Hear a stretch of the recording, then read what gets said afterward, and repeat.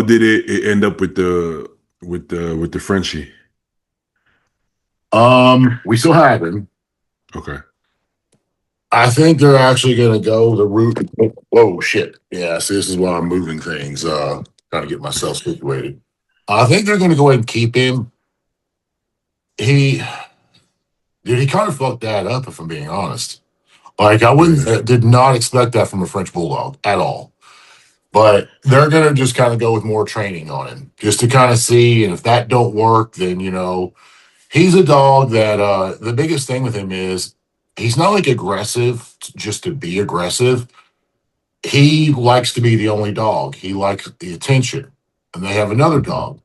So when you try to show this other dog anything, doesn't matter what it is, he will come in between you because he doesn't want the other dog having attention. It's supposed to be all about him. But in his mind, that's how it's supposed to be. Well, that's fine. But when you decide you want to push him away or like be like, hey, buddy, back off, or like, hey, anything that's not his way is when he gets a little snappy. So I guess dad pushed the wrong buttons and he went off. Man, I know Frenchies are like hot blooded, but it's like fake hot blood. Like sometimes they're like feisty, but they don't actually do anything. Like they kind of Well, like this do one the like does. yeah, it's I like didn't English expect that bulldogs. shit. They'll like they might like bark and act. They might fight each other like other Frenchies, but like with humans, they usually maybe have like a little bark to them. But I don't know if I've ever actually seen a Frenchie actually follow through. You No, know. this one did. I mean, no, on the flip side, he was picking on my French here, the old man, Macho. Mhm. And when I say picking on him, he wants to hump him. So, Okay. Okay. but that's the only dog that he wants to go after or do anything. And I say go after. He doesn't want to get like violent with him. He just wants to fuck him, and we don't want that either.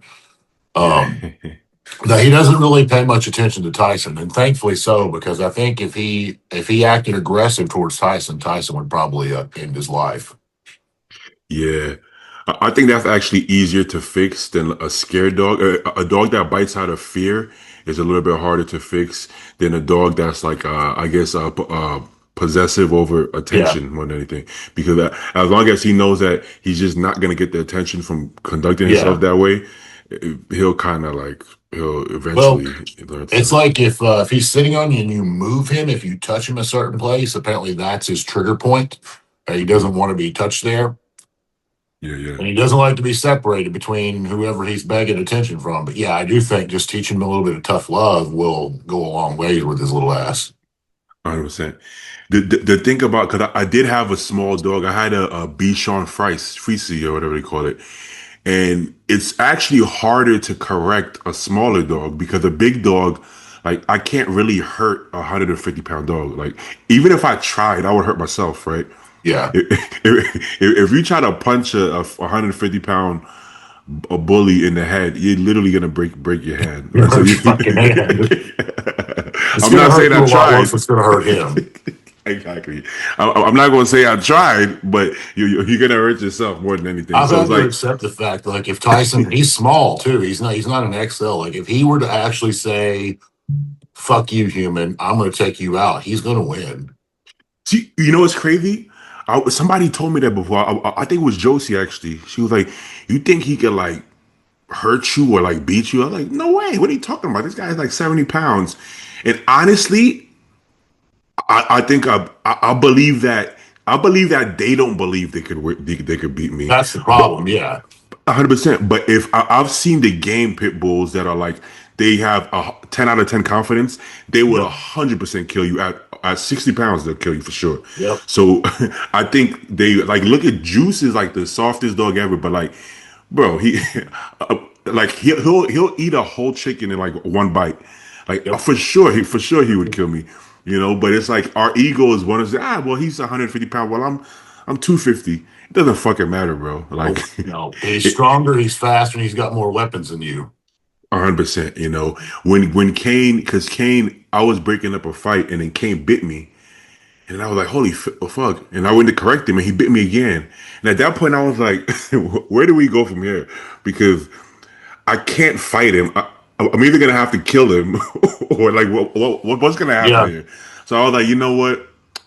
I'm gonna have to just leave this one alone, and I just put him in the crate. Like, but where do you go from there? Can't you I can't? mean, yeah, when they're big like that, there's not a lot you can do to correct them. When their confidence is so high that they're not going to fucking listen, I don't Mhm. know. I mean, with the Frenchie, it's a little different. Like I told them, I said it's probably best it was you than not me because like if I saw the wound, like he got in four different places. Yeah, Like yeah. honestly, it probably needed stitches. And if he would have done that to me, he wouldn't be alive right now. I know my See, temperament would have gotten away from me. Like when I saw blood coming from my own arm like that, especially if he attacked like four different times, I probably would have punted him like a football. that's the thing, and it's funny because we're like really big dog lovers, but like there is a limit. Like with Kane, I was breaking up a fight, so in my head I'm like, he's kind of defending himself. Like that's not. But like if I was just like if I did no wrong and he just Yeah, attacked me like that's that, ah that's man, where I'm going with it. You know, like when you break up a fight, you're kind of like he's pissed off and he's fighting, and you just stepped in the middle. It's like if me or you go to break up two grown men fighting and we catch an elbow to the face in the process, you know, it's probably on 100%. us. 100%. And I've actually been there where when I was bouncing, I was in the scuffle, and one of my friends grabbed me, and when I turned around, like elbowed him, but it's not personal, right? You're in a different You don't know zone. what's going on. You're in attack. You're in defense mode. Sorry, fight or flight. Exactly. But if I was just hanging out and my dog jumped and bit like my nephew or myself, like in the moment, man, unfortunately, I might things might go left pretty fast. Just Well, that because was kind of what I was thinking. Was like he's a hazard to people he's around, but also he's a lawsuit waiting to happen if he bites the wrong person. Mhm. Yeah, yeah. So So I couldn't deal with that. I mean, like I said, I afterwards, like I was all about like, hey, let's fucking get rid of the little asshole. Let's do this, whatever. And then after I like, you know, the aftermath, I kind of felt bad. I was like, nah, I can't. I don't really want to do it. Like, he's not even my dog, and I really didn't want to do it. I know what you mean. Yeah. The It's like the that temperament, you know. It's like you know, the dog hurt somebody you loved, and I'm like, fuck that dog. Now I'm like, yeah, you know, no, don't fuck that dog. 100%. There's there's two kind of dog lovers. There's dog lovers who understand the dog is a dog, and there's dog lovers who overhumanize a dog, and those are the dog lovers who get hurt. The people Yeah, that get bit in the face are the ones that they forget this is still a dog. It doesn't mean you don't love him. It doesn't mean he doesn't love you. But he is a dog. I mean, shit, a fucking human being. People get killed by their best friends and husbands and yeah, wives. So yeah, like, even human beings aren't accept to that. But it's like, it's still a dog. You still have to understand that, and you don't want to forget that. So that's something that I feel like we definitely keep in mind. We keep that in mind. We don't get it. We understand that, and I don't mind it. I want a dog to be a dog. Like I don't try to make a dog not a dog. I think he's happier when he is a dog. But there is a respect. There is a mutual yeah. love there. And it's perfectly healthy. But um, I've speaking of kind of dog, gotten really big into those micro and nano bullies. Like I've been looking at them lately. I'm like, I'm gonna end up fucking getting one. that was gonna be the first one I was gonna get before Kane. I was gonna get like a micro or like an extreme pocket, but at the time I wasn't familiar with enough breeders, so the ones I was looking at they weren't very like healthy. Like it was like he was like, oh, you can't walk him. He's gonna get a heat stroke. I'm like, damn, I can't walk him. Yeah. So I went with Kane because he's like a standard, so a little taller. But Yeah, now like there's healthy Frenchies if you look hard enough. So it's like those, especially that guy I sent you. His yeah. they work out. I've seen micros that fucking do bite work, like jump Dude, and bite. my parents' Frenchie, he can walk like 2 or 3 miles a day. You see, He can go yeah. crazy. The one I had, the one like Benny, the one that recently passed away. Yeah. Poor Ben, man, I couldn't go 100 yards with him, and he was just cooked. He was done. Yeah, some would be like that. But There's plenty of end of the times day, I've been going down the road. Like I always have to do it like 6 o'clock in the morning because it's Florida and it's so fucking hot here. You know, like 6 in the morning, he'd get to like the end of the stop sign. I'm like, okay, fine, I'll pick your little ass up. Let's turn around and go home. I carry him Yeah, home because he didn't want to go to more. yeah. I'm more of the like. I need you to be able to give me at least a mile, pretty, pretty comfortably. A half a mile to a mile, pretty comfortably. We're not we're not the kind where we're not going hiking. We don't need a fucking greyhound. Yeah. We're not going sprinting, and I don't need like that would be too much for me because you're gonna need too much exercise. I Yeah. need you to be able I to don't even want to go a mile. yeah, I don't. I need you to be able to walk a couple of blocks around with me. That's about it. So for Yeah. me, I'm good with the bullies. Like I like them as stocky as possible. As long as they're not limping, they could jump. I like when they could jump into the car personally. Maybe not on a full stomach. Sometimes they can, but if it's like a not like a truck, but like if you have a sedan or a coupe, I want them to be able to jump into the not into the seat, but at least the floor part. Yeah. That's not Yeah. right. I want to be able to jump in and climb the seat. That's my test. That if you could do that, we good to go. So Tyson ended up. I didn't really want him to do this. I had to take him back and forth when we were. It was not this past weekend, but the one before when I went to Junior USA. Took him over to okay. my parents, and that asshole can actually jump from the ground up into the front seat of my truck. Which don't get me wrong, I don't have the lifted truck anymore, but it's still an F-250, and it comes tall from the factory. And it has a little bit Oh bigger shit. tires, and I did put a 2.5 inch level on it, but he can jump right up in the seat, and I think he could probably jump in a truck with it's got a 6 inch lift on it as well. Yeah, I wouldn't be shocked at all, man. I wouldn't be shocked at all. He Yeah, can jump. I mean, he's kind of a pussy on getting down, but he can jump up, and I don't like that because I know if he jumps up on something high, he's eventually going to have to get down. If I'm not there to help him down, I don't like that. But this is true. I had that issue with Kane. He could jump like on something decently high, but coming down was an issue. So I don't think I sent you this page, but this guy has some. They're like no, I haven't seen it. they're like super boned up. Like look look at the muscle on this one. Yeah, But look, he can move. Look at this. Hey man, the guy's getting is that a around, bro. pocket? Yeah, but he has like short pockets to like micro. So basically, micro is like under 13 inches. So let's say Yeah, 10 to 13 inches. He has anywhere from like 14, like 12 to 14. So they're like a couple inches away. But yeah, micro the pockets, but really short pockets. This, this is what I like. I like the big ass heads, yeah, the yeah. wide chest with the walk, the shoulders. But yeah, it's pretty cool, man. And you would be the only one in. I mean, probably like in your city with it. Like nobody has these extreme ass, No, you know. no. One, they're expensive, and there are a lot of maintenance on the dogs. I mean, they're like I'm aware of what I'm getting myself into. That this is not going to be a lad that's going to see a vet every 5 years. No, no. But I will say because you've dealt with Frenchies, they are easier than Frenchies. And there's ways when the good thing when you get it from one of these breeders, they have so much real life experience that they'll tell you like, oh, I never go to the vet, but it's because they do their own remedies. You know Yeah, how bodybuilders like will say, oh, I just get it online. I get it from Europe, right? Like yeah, so they'll order their own yeah. vaccines. They'll order, and it's like 20% of the cost. Literally, it's like Well, way some. the only problem I would have with that, like frankly, I'm not for the whole yearly vaccination schedule on dogs. Like I think it's bullshit. I Um, don't do it personally. I remember my ex, and I will not name names on this one because you know who I'm talking about. But like, she basically told me that they had proof of that certain vaccines, like for example, is the rabies vaccine. I think it was the rabies, the one she told me that probably prior to like 1990, like there was like not every household had a pet or multiple pets, you know. But nowadays, if you look around in society, everybody has a pet, right? Like Hmm. everybody's got a dog, a cat, and they've got something. Like when I was a kid, it was not a thing. Like if you lived on a farm, you had a dog. And if you lived in the city, you probably didn't. But it's much Yeah. different now.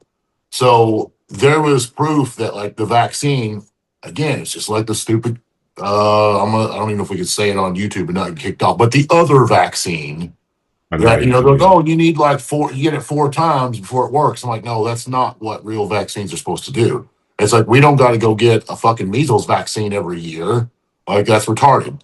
So there was actually proof that like the rabies vaccine is a one and done deal. And I'm all for doing it. Like, I'm not saying I shouldn't do it at all, but I just think it's stupid to do it every year.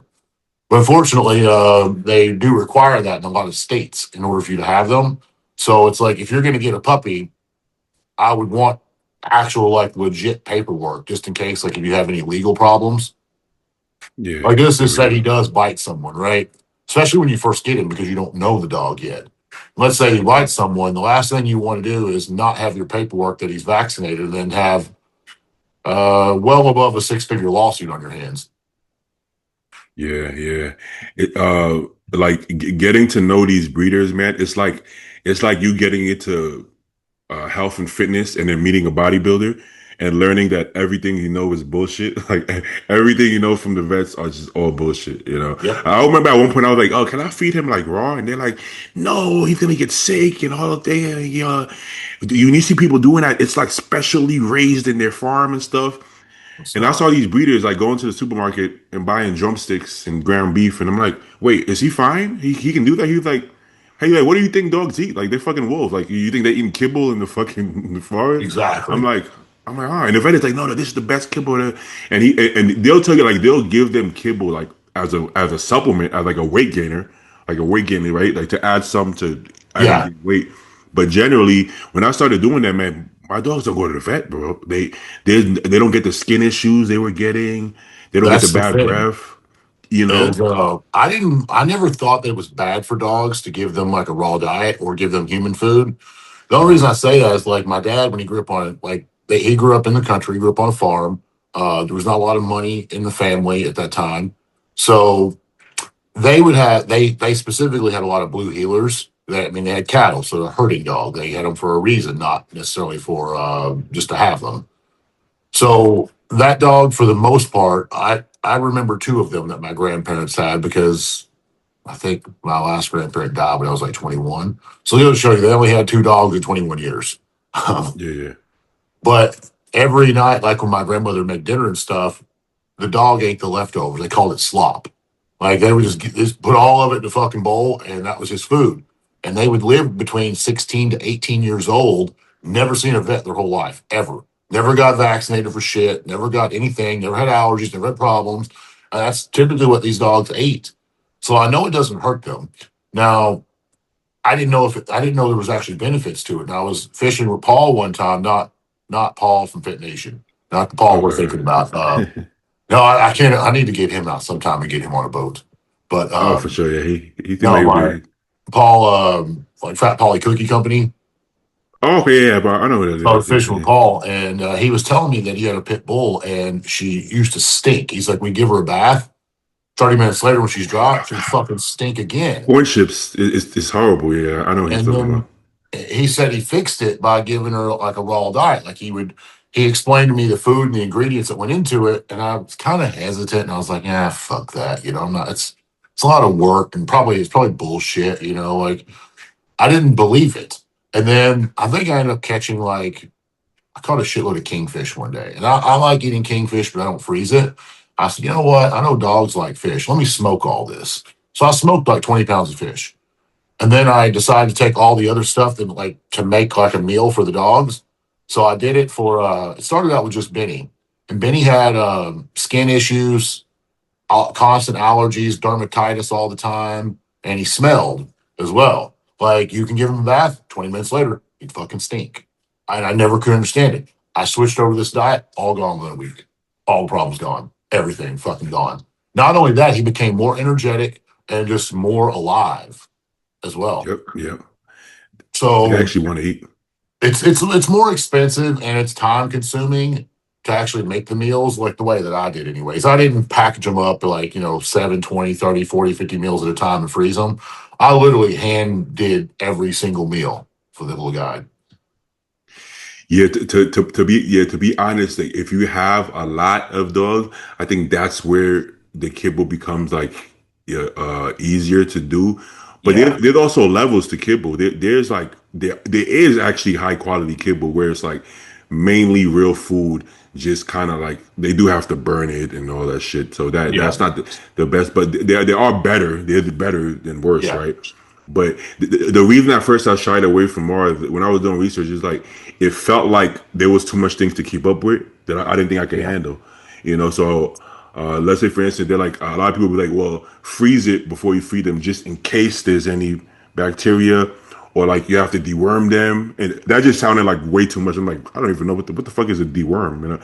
It's literally just you can buy it from Amazon. You just put it in their food. It's like it's not a big deal. yeah, So it ended up not being a big deal. Their coats are shinier, bro. yep, They take a bath. Honestly, maybe once a month, maybe once every 2 months. They don't stink. yeah, Their shine is it's like it was a huge difference for me. If you don't have a sensitive stomach, you can sear it because ground meat is kind of mushed up. So if you're scared, just put in a patty, like sear it, just so you kill it on the outside. yeah, It's actually not that hard, and it's not as expensive depending how you do it. I have a butcher that they make dog meat, which is basically the organs and bones, everything yeah, you got together, which obviously yep. going to be cheaper, but the dogs actually need that. So it's. And then I used beef bone broth and raw beef liver. there you go, there you go. Drumsticks are like where I get drumsticks, it's like less than $1.50 a pound, so it's not that Yeah, very expensive. Kibble costs the same shit, $1. So for me, not super expensive. Now I do like a little bit of both. I might do a cup of kibble and then I'll do the other raw, and that seems to be the best balance for me so far. And let's say if you only do kibble, add a drumstick in there, add a little bit of even top it off with some raw food. And I think that would be better off at least to try. when you say like raw food, I never actually gave them. I did give them raw fish often. Like that was Hmm. just literally like straight from the fish box on my boat right into their mouth. Yeah, But I did. You can't keep it raw for a long time, so that's why I said I would smoke it. But like the other yeah. food, like if I didn't have anything, I'd either use ground beef or I'd use ground turkey. But I didn't actually give it to them raw. I did actually cook that. Yeah. No, for me, I usually when I get it, I put it in the freezer, and then I take it out, and then I feed them at night. And then when it thaws out, I give it to them raw, just like that, the raw ground beef, and then the raw drumsticks, and they just eat it with the bone and everything. And Yeah. See, the drumsticks would be something if I had the dogs of your size, I would do that. But with the Frenchies, they'll get choked on no, it. yeah, you don't want to do that. That's Yeah, why I went with the beef bone broth. yeah, they have to have a pretty big head to do that. Some people, yeah, that would be better off if you have the bone broth. You will get the same nutrition. Like they like to chew it if they can. A Frenchie, probably Yeah, ain't he can't do it. Not to it. mention But Macho is fucking in human years, he's about 100 or so. I don't know how old he is, but he is old. I don't think he's got many teeth in his head. He doesn't like you fucking with his mouth too much.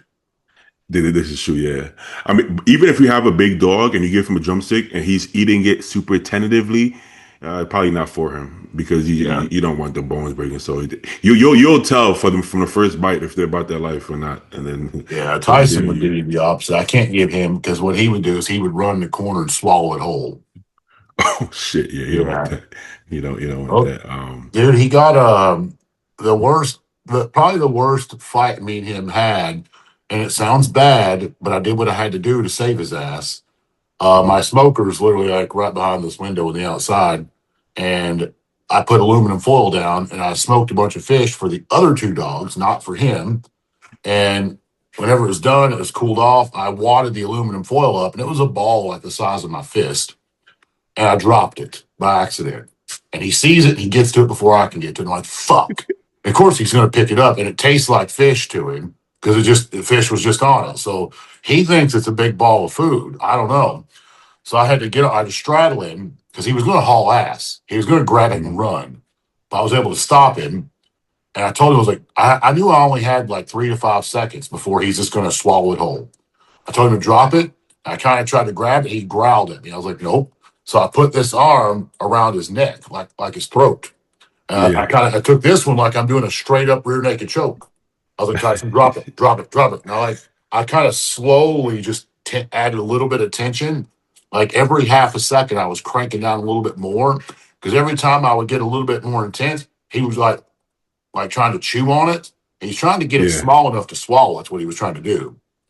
And finally, I was like, okay, I put my butt on him and I made him like go to the ground. I'm like, it looks like I'm trying to kill him. If you were just like, if you're on the other, like in another yard watching what's happening, it looks like I'm trying to strangle the dog, which was not the case. But like, I finally got him down and finally, like he's choking. I was like, okay, fine, spit it out. And as soon as I put just enough tension to cut his head off, he spit it out. I'm like, all right, good boy, and go. And that was that. But otherwise, what was going to happen was he's going to swallow that aluminum foil. He's either going to die from that or he's going to be like $3,000 in a vet bill and potentially die on the table as well. Yeah, yeah. So You I actually saved his ass. They said from the outside looking in, it was like, Justin's being mean, he's cruel. No, I had to do it because you ain't gonna pry anything out of his mouth. You're not opening that jaw if he doesn't want you to. Like I could get no, in there and no, I'm yeah. not gonna pry that motherfucker open. I could put on leather gloves and it ain't gonna happen. What So the, I what? had to do what I had to do as far as like just get on top of him and just wrestle it out of his mouth. Yeah, I mean, these dogs, honestly, their pain tolerance is so high. Like and with the boys, they If you don't take it yell at personally. him, punch him, whatever, you're not gonna hurt him. So that's why I was like, I have to do what I have to do here. It's Exa- Saturday Even dies. even mentally, like the boys, they don't like 5 seconds later. He's over it. He's not like holding it personally against you. Like he's like, yeah, nah, shit happens, right? They Yeah, like he was mad. He was good to go, but 5 seconds later, like you said, exactly. Now the girls hold on a little bit. The girls hold on to they I've hold never on had just a a little. female dog. Mhm. I just didn't want to deal with like their cycles. Yeah, Like yeah. I've been around it before, and I'm like, nah, I'm good. It's a bit much. And then like even the neuter dogs all over the Yeah, block, they go crazy, bro. They're trying to like hump her, they're chasing her, and they're already neutered. But it's like to yeah. them, it's like That's life still or the death. instinct, though. 100%. You know how many breeders I've known that their dogs have male dogs have died literally because they cleaned the crate, forgot to close it or something, and the boys got out trying to get to the girl, and they ended up killing each other or one of killing the other. And I'm like, and these are like this breed like they well behaved, they play together, but in that time frame they lose their shit when it comes to Yep, that. that's fighter. That's literally like death mode for them. Like they're gonna fight to the death over that. Yeah, I well mean, because if you think about it, like in nature though, like exactly. I guess because I grew up like deer hunting and stuff like that, like buck deer, when it comes mating season, they ain't friends. They're not fucking friends at all. No, well, but that's why animals are bigger, stronger, faster than us. Because humans, you could be pathetic and you could still have children. Yeah. In their world, if you don't win, you're Yeah, only the gone. strong survive. Yeah. So Literally. it keeps them tip top. So it's actually good, but it's a different world now we live in. But it's not a Yeah, bad I thing, kind of man. wish humans was that way. Maybe we could just weed out the weak. Anybody that's got a problem with that, it's probably because you fit into that category. Exactly. Honestly, nowadays we probably get the worst genetics to procreate. Because think about it, who probably has the most kids? Like probably the richest guy. Now he's sharp mental. Well, there was a time where if you were able to be a millionaire, you were super sharp mentally. You have to have been, which is a good trait to pass on, bro. But you could be a multimillionaire doing TikTok dance videos now. Yeah. So, Elon's got what, like 15 kids?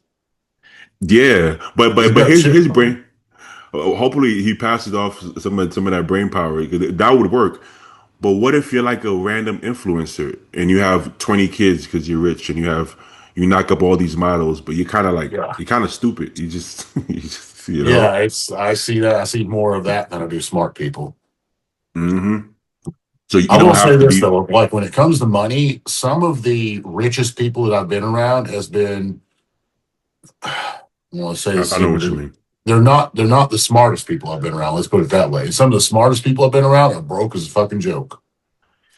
It's kind of I don't know why it's like that, man. I gotta be honest. And I feel the exact same way. And like some of them, some of them are just super focused on that one task. Some of them it kind of feels like luck. I don't know, but they generally speaking. they're not like super. Nah, they're not super bright. Yeah. They're not super bright, but they found something that works for them somehow. I've got one friend I will say that he's a multi, I mean, I would say his net worth is over 20 million. He actually Mhm, is fucking smart, like with computer tech and security stuff. Like that's his mhm. thing, and that's how he got rich at patenting software. Yeah, But outside of that, I mean, like I said, the next guy down that I know, like the wealthiest friend that I have, he's dumb as shit, but he's happy as hell just doing what he's doing, and he's making a lot of money. yeah. And I don't It's think the guy could pass a fifth grade math test, but I mean, he knows how to count to 7 or 8 zeros very easily. some people also land in the right place, right time, man. Yep, that's a Uh, big thing too. When people give you like business advice, is like, yeah, what you're giving me does not apply to anyone else because it was the right place and the right time. It's like think about like Dana Lynn Bailey, right?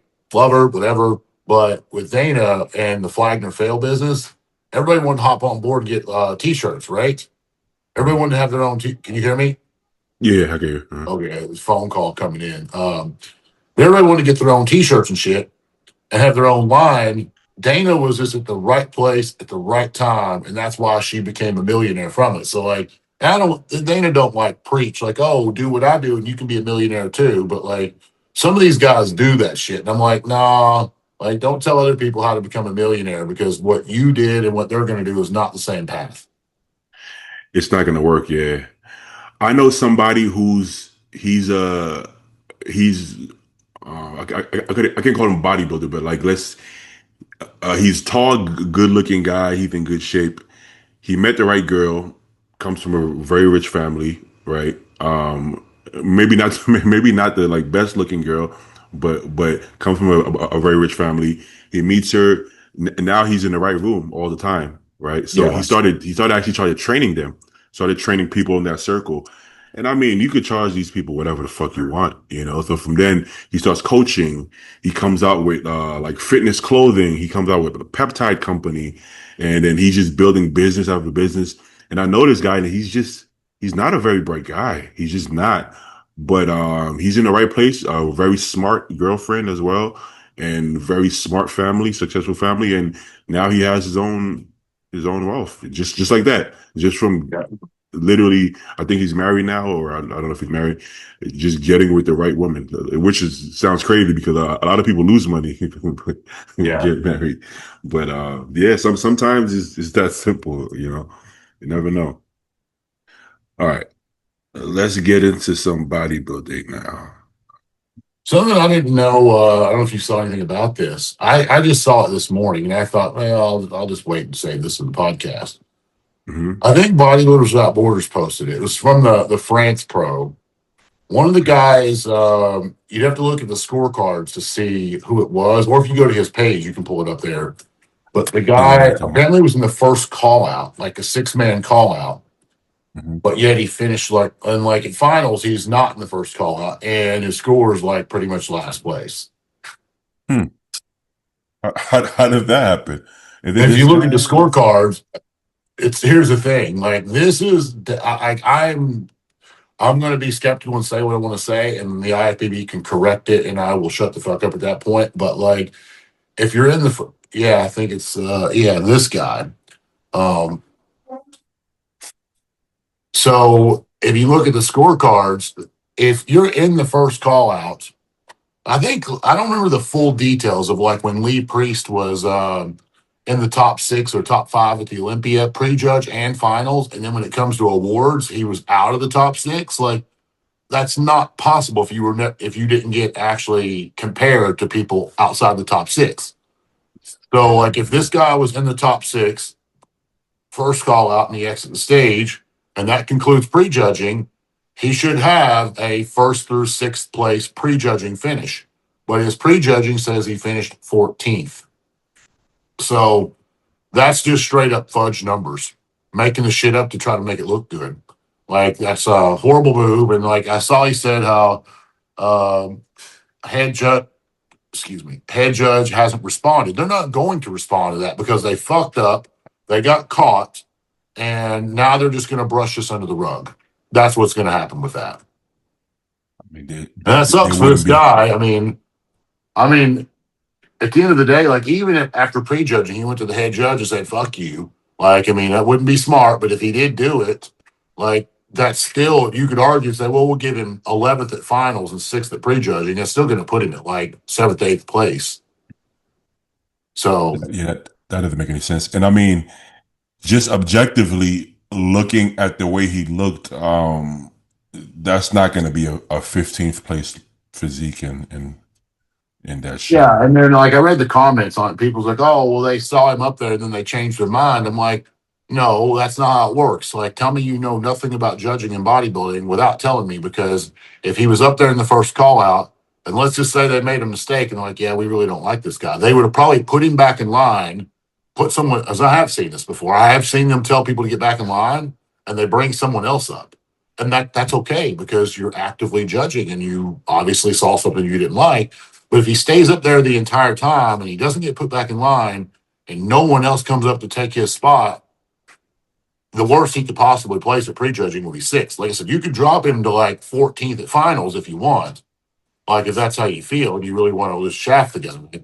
That's one thing. But again, the prejudging says he finished 14th when he wasn't even anywhere near that call out.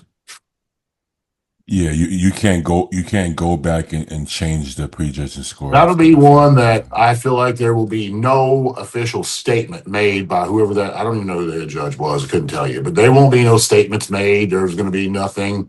And because this guy doesn't have like a big following or backing, I don't think he does. I don't think his Instagram's that big.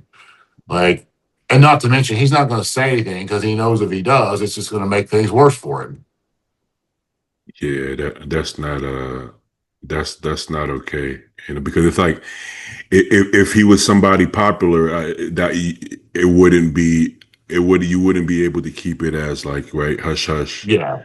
You I know, mean, so honestly, if I that's was not the cool. if I was him, I probably would have kind of cornered the head judge and like pulled him to the side and like, hey, can you explain this to me? And if I didn't get an answer, I wouldn't let him leave. I'd be like, no, you're going to explain it to me.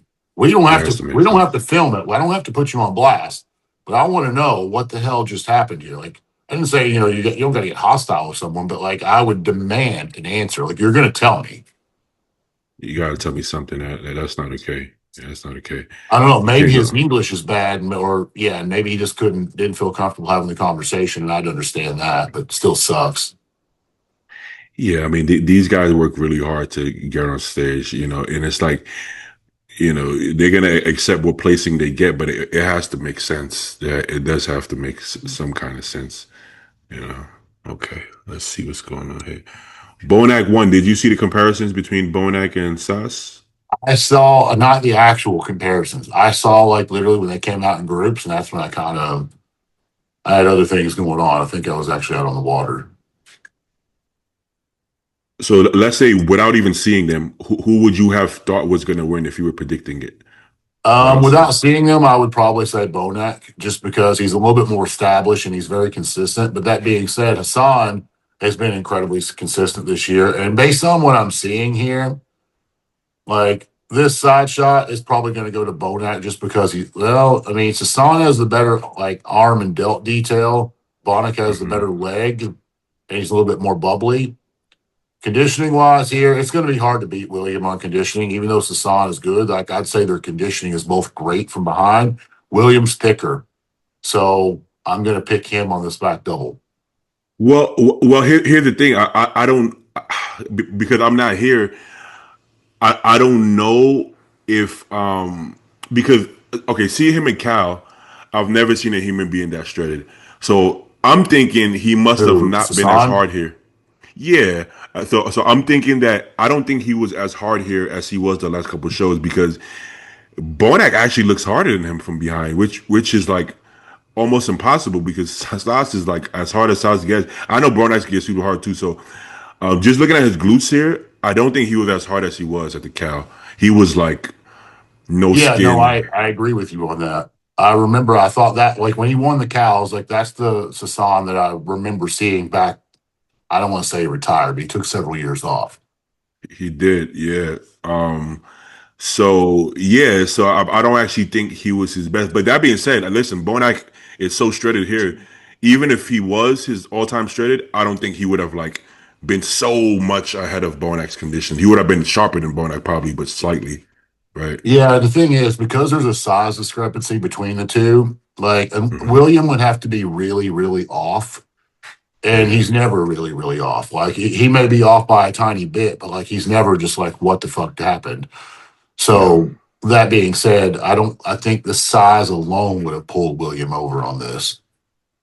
I can see that, especially from the front. Sasan actually looks, I don't want to say more dense, but looks like a bigger person from the front Oh, because he's he is a definitely bigger a bigger person. guy. He is a big person, yeah. But from the back, the muscularity is so much so crazy on Bonak. Bonak looks more muscular from the back, and from the side, it's pretty close. But from the front, I actually think Sasan had him a bit from the front. But let's see. I would give the two front poses to Sasan, and I'd give the side and the back poses to William. Yeah. The only thing I'll say about William that like I don't know what's going on with this. I don't Mhm. know if this is like a nerve damage thing. But like you can't really see it from that particular angle there. But like if you look at the tricep, Yeah. it's almost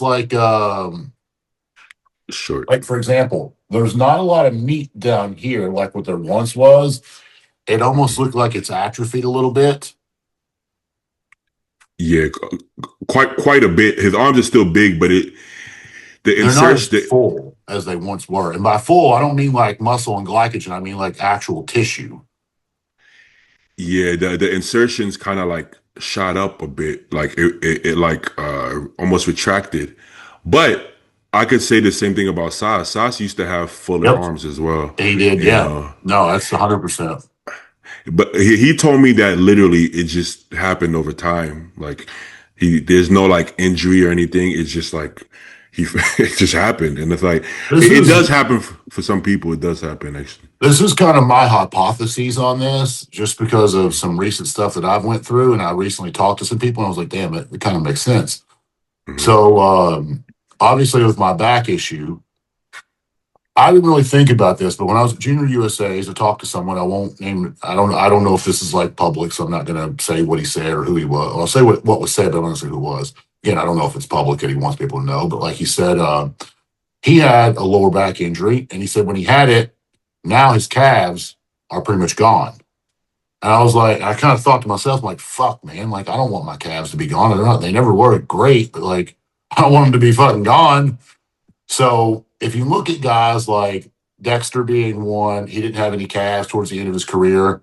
And Dennis he Wolf. never had big calves, but they were better when he was younger. Dennis is a one. Dennis is one. Rami's got worse with time. If you look at a lot of the guys, like it's been lifting and doing bodybuilding for 15 to 20 years, their calves were once good and now they're not good, but yet their physique got better, minus the calves. Yeah. So, in my Even opinion, Jay had a really big calf at one point. yeah, so Yeah. I think it's just due to the fact that like we're putting so much pressure and strain on our bodies. We either have some type of nerve compression or nerve damage that's causing that. So if you think about like with your triceps, it's going to be up in your upper back, like in your neck area.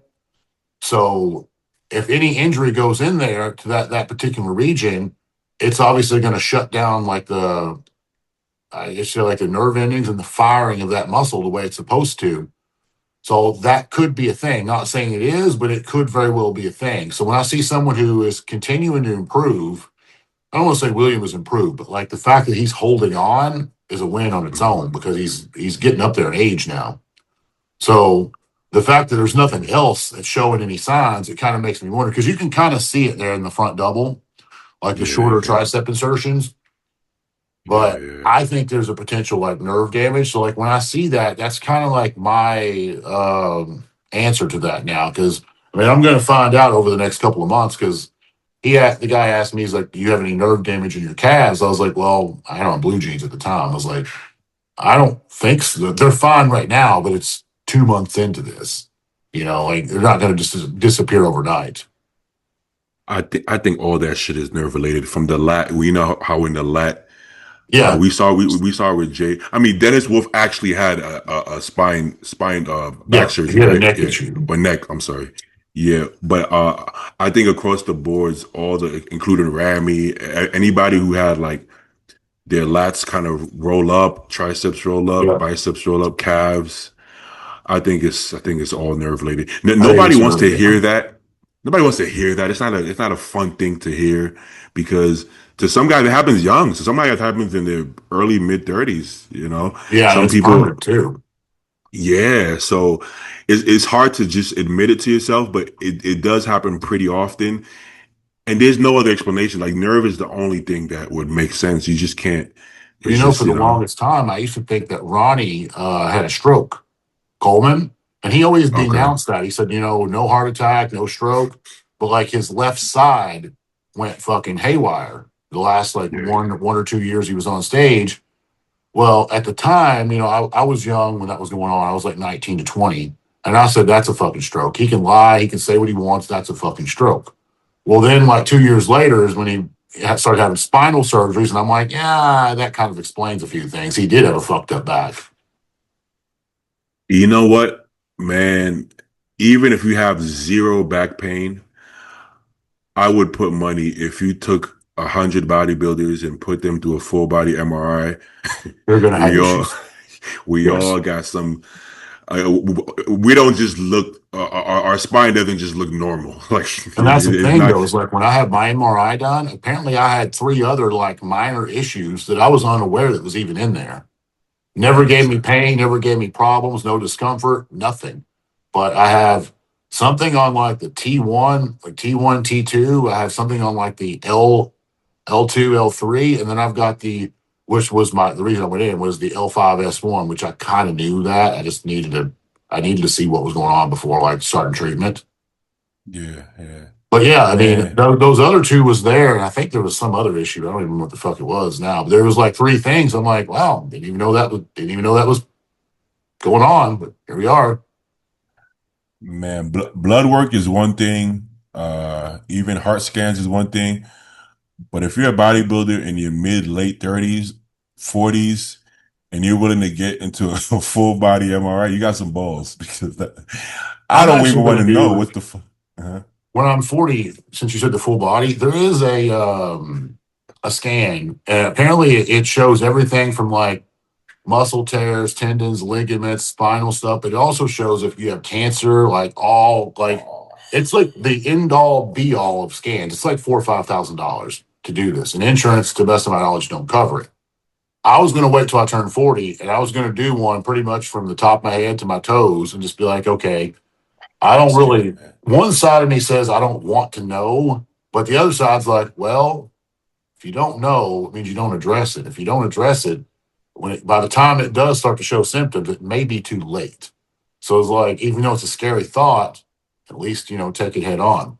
And I'm not really doing that because I'm a bodybuilder, but like, I just feel like, a lot of like predisposed conditions, we don't know we have it. Like, it's like cancer. When people have like a tumor or something, it usually don't show its head, but when it does, now you're at stage 4, right? So there's not a lot you can do at that point. Especially if you're somebody who's used to being under high stress, like an athlete or bodybuilder, you're not gonna know. If you feel lethargic, man, you've been pushing food and you've been doing preps for 15, 20 years. You don't that doesn't alarm you to feel lethargic. You Yep. just you just go another day. But Yep. like when I had pneumonia, imagine having pneumonia for weeks and weeks, and you just like I'm just tired. Like you don't even It's notice. prep, Yeah, it's trend, it's whatever. yeah. Like this trend is really my cardio is really bad. This Yeah, I must know. be Right? the trend. That would probably be my thoughts if I was taking trend. I was coughing. I'd be like, ah, shit, there's nothing wrong. I'm just got some shitty trend. Bro, when I started throwing up fluid, not even food, and I'm like, well, this never this never happened before. Like this is weird, but like Yes. you're not gonna be alarmed. But that's a really scary thought to see everything, man. Oh man, that's you gotta prepare It's the mentally for same with that. like aches and pains, like you may have a partial tear and you're just like, my elbow hurts today. It's part of life. We don't really know it until something fully gives.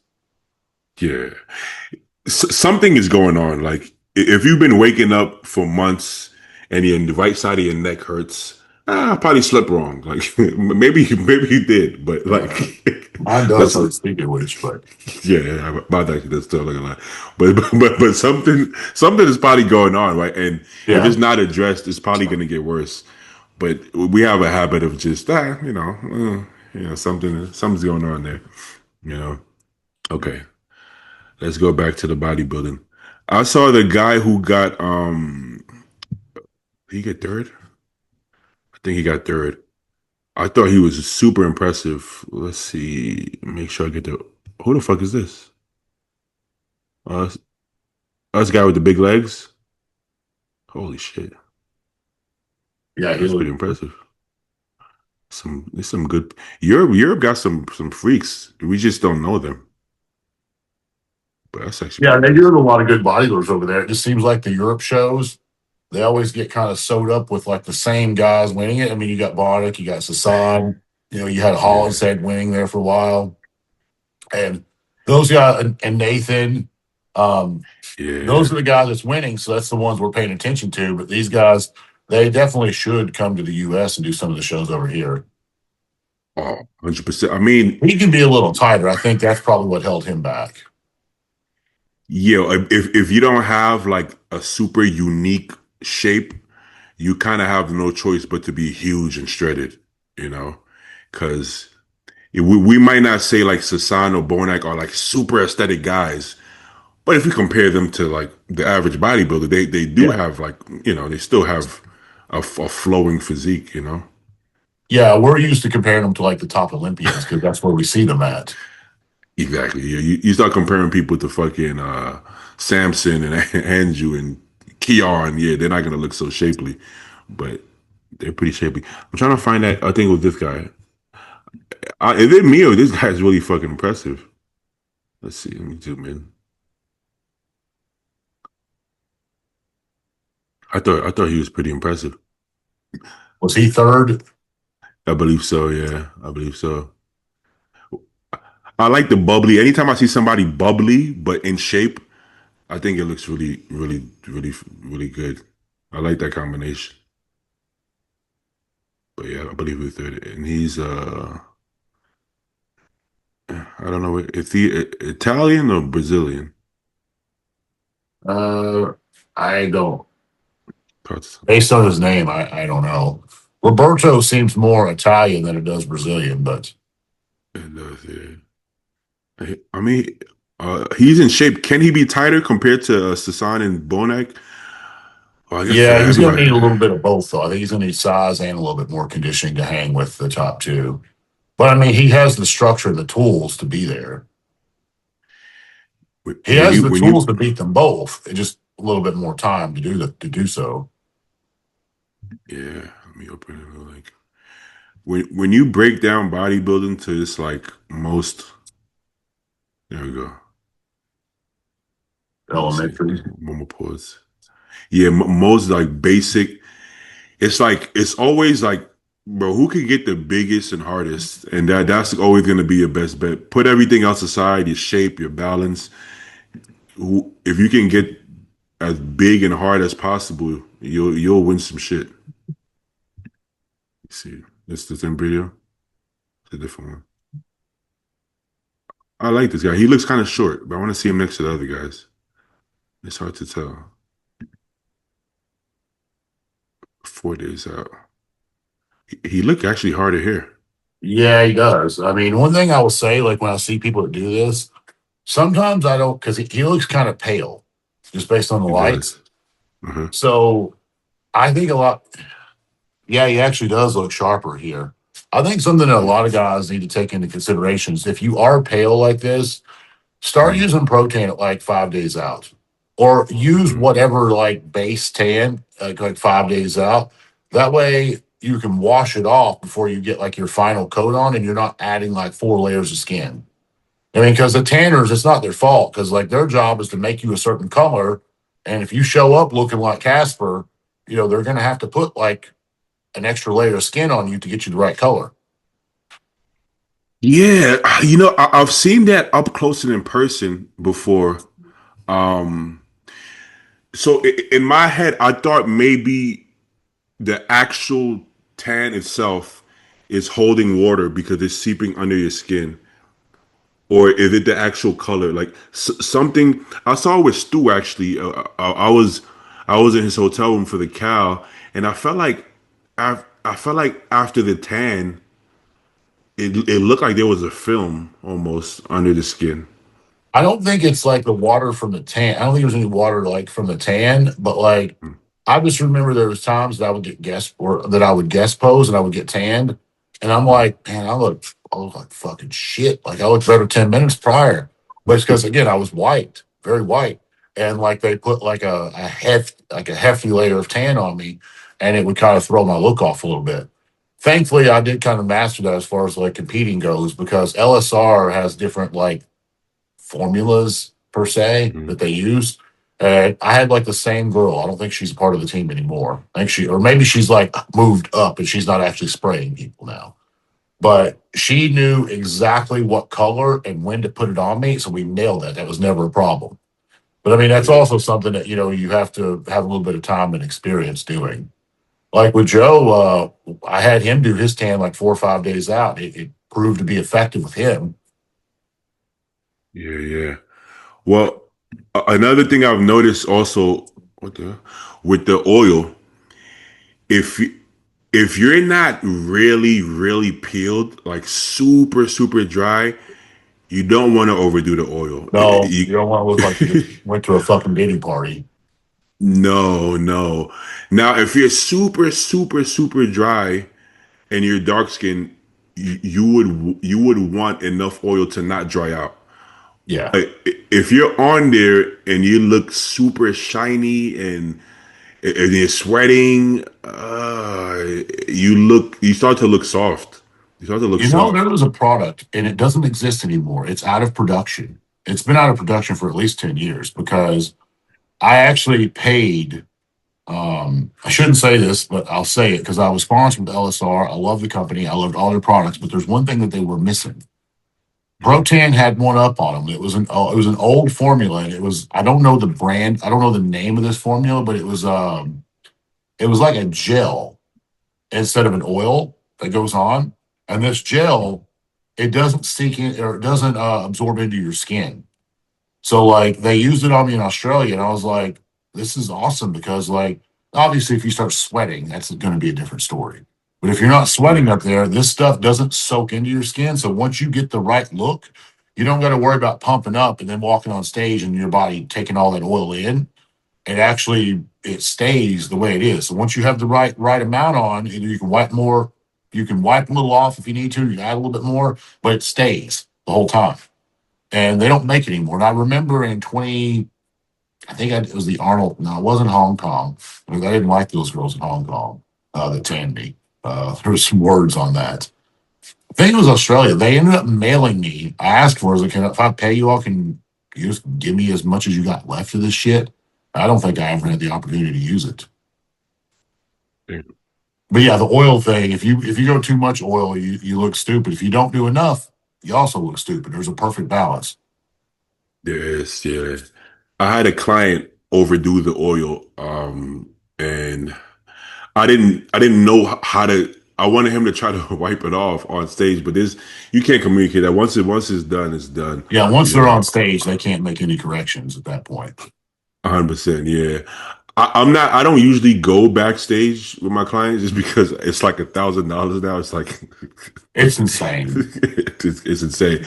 But some of these shows, like there's like a door, like a back door that Yeah, you could kind of side. see them right. But Yeah. yeah, but this show didn't have that. So That's all I've done um, is I'll just be like, hey, I'll text or call them like, hey, can you just step out real quick? yeah. So I remember telling him like, yo, make sure you got a good enough oil on. I don't know why I told him that. He stepped on stage. He was You went drenched too in much. fucking. It was just in fucking oil, man. I was like, holy fuck! It was so distracting, man. I couldn't even couldn't even focus on what was going on, man. In a way, I kind of agree with the NPC doing what they're doing on that. Mhm. The whole telling us we have to have a pro card for insurance purposes. No, that's bullshit. It's not for insurance purposes, but um, or at least I don't think so. But I do think just getting a lot of people out of the backstage area is like kind of critical to make sure the shows run smoothly. Because now where we have so many different coaches, so many different teams, if you let like every athlete, if you let them all bring their coach backstage for $50, they're going to want to do it. And now you've got Yeah, more coaches backstage than you do competitors, and it just kind of creates chaos. Because I like during my era, I saw a lot of that happening. And again, I think you just buy a backstage pass for like 30, 40, $50, whatever. But now they've got it set up so it's like when you talk about charging someone $1,000, because you got to have like a fucking pro card, you gotta like jump through the hoops. I don't know what the requirements are yeah, because I've never purchased one. I never will purchase one. But like once you got to jump through those hoops, it's like, hey, this really ain't fucking worth it. yeah. It actually does make sense because I would, yeah, if it was $50, I would be backstage every show, and so would every other coach. Yep. Everybody would be backstage. Yep. Which it kind of used to be like that in the East Coast. Shit, fights used to break fights used to break out sometimes. People get into arguments. You got these teams, and I don't know, especially the men's physique guys. Those teams are like they're on different Yeah, levels. it's I don't know why Bikini, people I don't even know how you can have a fight like at a bodybuilding show. Like what is there like at that point, the only thing I'm gonna fight you over is if you took my fucking food. That's about yeah, it. Like if you yeah, took my yeah, food or water, we got a problem. But like if you want to make fun of me, that's fine. I'm just gonna whip your ass on stage by the judges anyway. So like, you can laugh, but I'm the one walking out with a fucking trophy. I mean, I didn't win every show, but there's a few like there was one show that I did that the guy he was a total dick to me backstage. That's when I mhm, turned pro, actually. Guy was a total mhm. fucking asshole when I just simply asked him a basic question. I'm not even going to get into what it was, but I thought to myself, I was like, all right, keep that fucking attitude because we're going to go on for finals in a few minutes. And he thought he was big shit. And I ended up winning and he didn't get a pro card. I was like, the thing is, I smirked at him afterwards too. I let him know, like, fuck you. I'm not going to fight you backstage. Like, if he would have said that outside of the bodybuilding stage or outside of like an event, I probably would have said something like, hey man, it was a simple question. If you want to have that attitude, we can escalate this if you need to. But like Yeah, yeah. at a show, I'm like, fuck this guy. I don't care. I wasn't worried about that. I was worried about getting my trophy and going home. I Backstage, wanted I'm my pro I'm card, I kind of wanted my trophy, and I wanted food. I'm kind of closed off backstage. I kind of just go in the corner. I don't Yeah. want too much. I don't want even like a lot of times I have friends in the shows, but I don't want to be exerting energy and focus really. I don't want to really be talking much. It's not personal. I kind of just want to be in a corner and lay down. That's kind of like Yeah. my thing. Yeah, a lot of people take that kind of stuff personal. I never did. I mean, I remember when I did the Olympia in 2016, I saw Rodin backstage, and I was like, "Hey, man, how are you?" And he just kind of like just turned his head. I'm like, "The hell was that?" And then like we ended up talking on Sunday, and he goes, "Hey," he's like, "Hey, come here." I'm like, "What's up?" And he was like, "Hey, I didn't mean anything," but like he told me, he's like, "I didn't mean anybody." He goes, "I have to have my headphones on, and I have to be in my zone." He's like, "I didn't mean anything personal about like ignoring you." I was like, "It's all good." There was a press conference that there was a little back and forth. It was between Bonac and Cedric. Remember?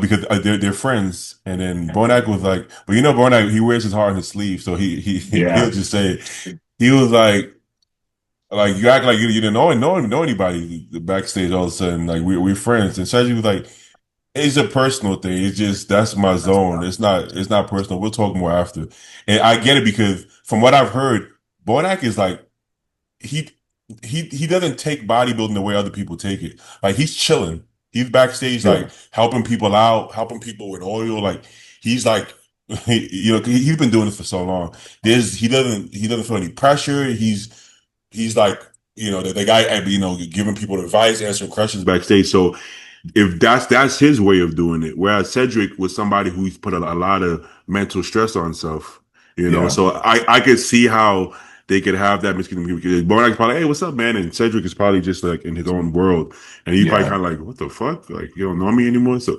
it's funny how that works. Where I'm sure they talked about it and they were cool after yeah. that, But yeah, some people. I mean, if you've done 100 shows, you could probably care less about like getting the zone. You probably just another day for you. Yeah. So And yeah, it sucks. I mean, some people, like I said, they do get into their emotions, but we actually had this conversation, me and my friend, when I was at Junior USA's. We were talking about someone else. I don't know who I don't. I'm sitting here trying to remember this since you mentioned Bonnick on this, but we were talking about someone else, and it was some bodybuilder that thought he was big shit and kind of ran his mouth. And I said, he said, well, that wouldn't happen in this scenario. And he brought up William, and he goes, didn't you say William would probably say something like, William, if you're going to say something to William, you better be fucking prepared to back it up because he is not going to take shit from you. Like, No, he's you not. got like William, you got him, Lockett, like Diasha, like you're gonna run your mouth, you better back it up. You're gonna need to. 100%. Yeah. Like And they're like, just because they're bodybuilders don't mean they're gonna take shit off of you. William and Lockett, they're super polite actually, but like at the same time, you don't wanna, That's the other push people it, I like though, like they're both really cool, but like if you piss them off, I mean it's you're gonna see a completely different side of them. Yeah, it's like that. That's how it should be, Don't Yeah. don't piss people off. All right, let's see. Let me pull this back up. Oh, whoops. So the last time I had you, since I had you, a lot has transpired. Boom.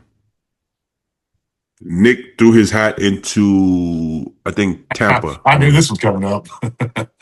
So you know what's funny? A lot of people were saying he's gonna do Tampa or Texas for sure. And honestly, like I thought, because Nick is always in shape. So in my head, I'm Yeah, like, he never gets fat. yeah. So in my head, I couldn't see him trolling. In my head, I just thought like honestly, after the what was the show? After the Arnold and the last year with Pittsburgh, I honestly thought he was kind of just over it. Like, I'm gonna just give it a break, like, because you could have made the argument he could have won both of the shows. So I thought he was kind of just like over it a little Yeah. bit, not over bodybuilding completely, but kind of just over it for the season. But no, apparently not. Apparently he's gonna I had a he's feeling like I don't think Nick's dumb, and I think he knows that like he doesn't want to lose his momentum, he doesn't want to lose his hype, he doesn't want to lose any of this. So I feel like if he sits out a whole year, it's not going to be as good for it if he does do that. So I expected him to show up somewhere. Like I'm not judging based on his pictures because I think Nick can maintain this level of conditioning rather easy for him. I don't think it's a challenge. Like I don't think he's suffering to be in this conditioning here. So I just figured he was eventually going to show up at a show, and I didn't expect it. I figured it'd be Texas, to be fair. Either way, it doesn't matter. I know a lot of people really wanted to see him and Joe side by side, and I've gotten me too. probably like I've probably gotten like 50 plus DMs over the last 2 days since Nick made his announcement, and I read the messages, and a lot of people are like, "What do you think about this?" I'm like, I'm just gonna sit tight on it because the average bodybuilder that hasn't seen either one of them in person, they're all like, Nick's an easy win on it. I'm like, I ain't saying Nick's not gonna win, but when you say an easy win, y'all don't fucking know. Like, I'm just sitting back and minding my own business, and I can't wait. Like, if Joe loses, it's not really a loss for Joe, right? Like Nick's the one that has Mhm. everything to lose here because if Nick loses to Joe, that's not going to look good for Nick. It's going to look fucking amazing for Joe. But if Joe loses, I mean, he doesn't. I mean, he's lost to a guy who's won two Arnolds, been third in the Olympia, fifth in the Olympia, sixth or seventh in the Olympia, won other pro shows. Like that's not nothing to be ashamed of. And not only that, It's a win-win. Nick is probably the most popular guy in the sport right now, or at least top two between him and Andrew. I would say that's the two that people have the eyes on. But I don't think it's going to be as close. Or sorry, I don't think it's going to be as like what's the word? People saying basically Nick's going to run away with it, and I'm like, I don't think that's the case. I'm not saying Nick can't win. I'm not saying Joe can't win. I don't know right now, but I know it's not going to be like, oh, there's your winner. Everybody else go home. It's not going to be like that. Yeah, I it's wish them funny both the because best. I obviously I'm going to root for Joe. I wish them both the best, and I hope they're both fucking spot on. Just whoever wins at that point wins at that point. it's funny because I actually think it would be a easier win for Nick if it was somebody who looked so much different than him, right? Let's say somebody like Jordan. Jordan and Joe are like on the same level, right? Like, at least they were last year, right? But I actually think, respectfully, I actually think Nick would beat Jordan easier than he would beat Joe, just because the kind of physiques they have. If that, Yeah, I don't know polar if that opposite. makes sense. Yeah. Whereas Joe has similar strengths as Nick, but then you could argue, but he's like wider, and I wouldn't call Joe aesthetic, but he's not unaesthetic. It actually flows. It flows in a way that's who do I compare that to? I don't know who to compare it to. I guess like let's say a young Jay. Like you wouldn't say aesthetic, but 2001 Jay, you wouldn't say it was unaesthetic neither. It was like Yeah, it flowed in a way. I think it's the shoulder. I think when you're that wide, it kind of makes everything look more aesthetic than it would if you weren't, yeah. right? So If I yeah, were to be like nitpicky on pulling them two apart, like this is like probably the I haven't seen anybody actually talk about it, but like just nitpicking everything from one body part to the next, from conditioning to aesthetics, structure, pulling everything from the ground up. They both have like not the most sweeping quads, but if I had to but pick, big legs, but not sweeping. yeah. Uh-huh. So I think Joe's actually does have a little bit more sweep now than Nick's. So that's from the front. Joe's midsection is smaller than Nick's. Yes. So that's a fact too that I think a lot of people like Joe when he posts like Fat Joe pictures and stuff, like when he's off season, like his stomach may not look it doesn't look like a men's physique stomach, but when he gets in shape, it significantly goes down and it looks pretty good.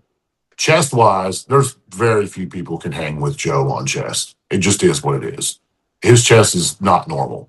Biceps, that's Nick. Arms in general, Joe doesn't have small arms. I think they were up to like 23 this year, but I think Nick is probably 23 to 24, and he's shorter. And Okay, Nick has better okay. shape in his arms. Nick's got phenomenal shape in his arms. So, arms would go to Nick.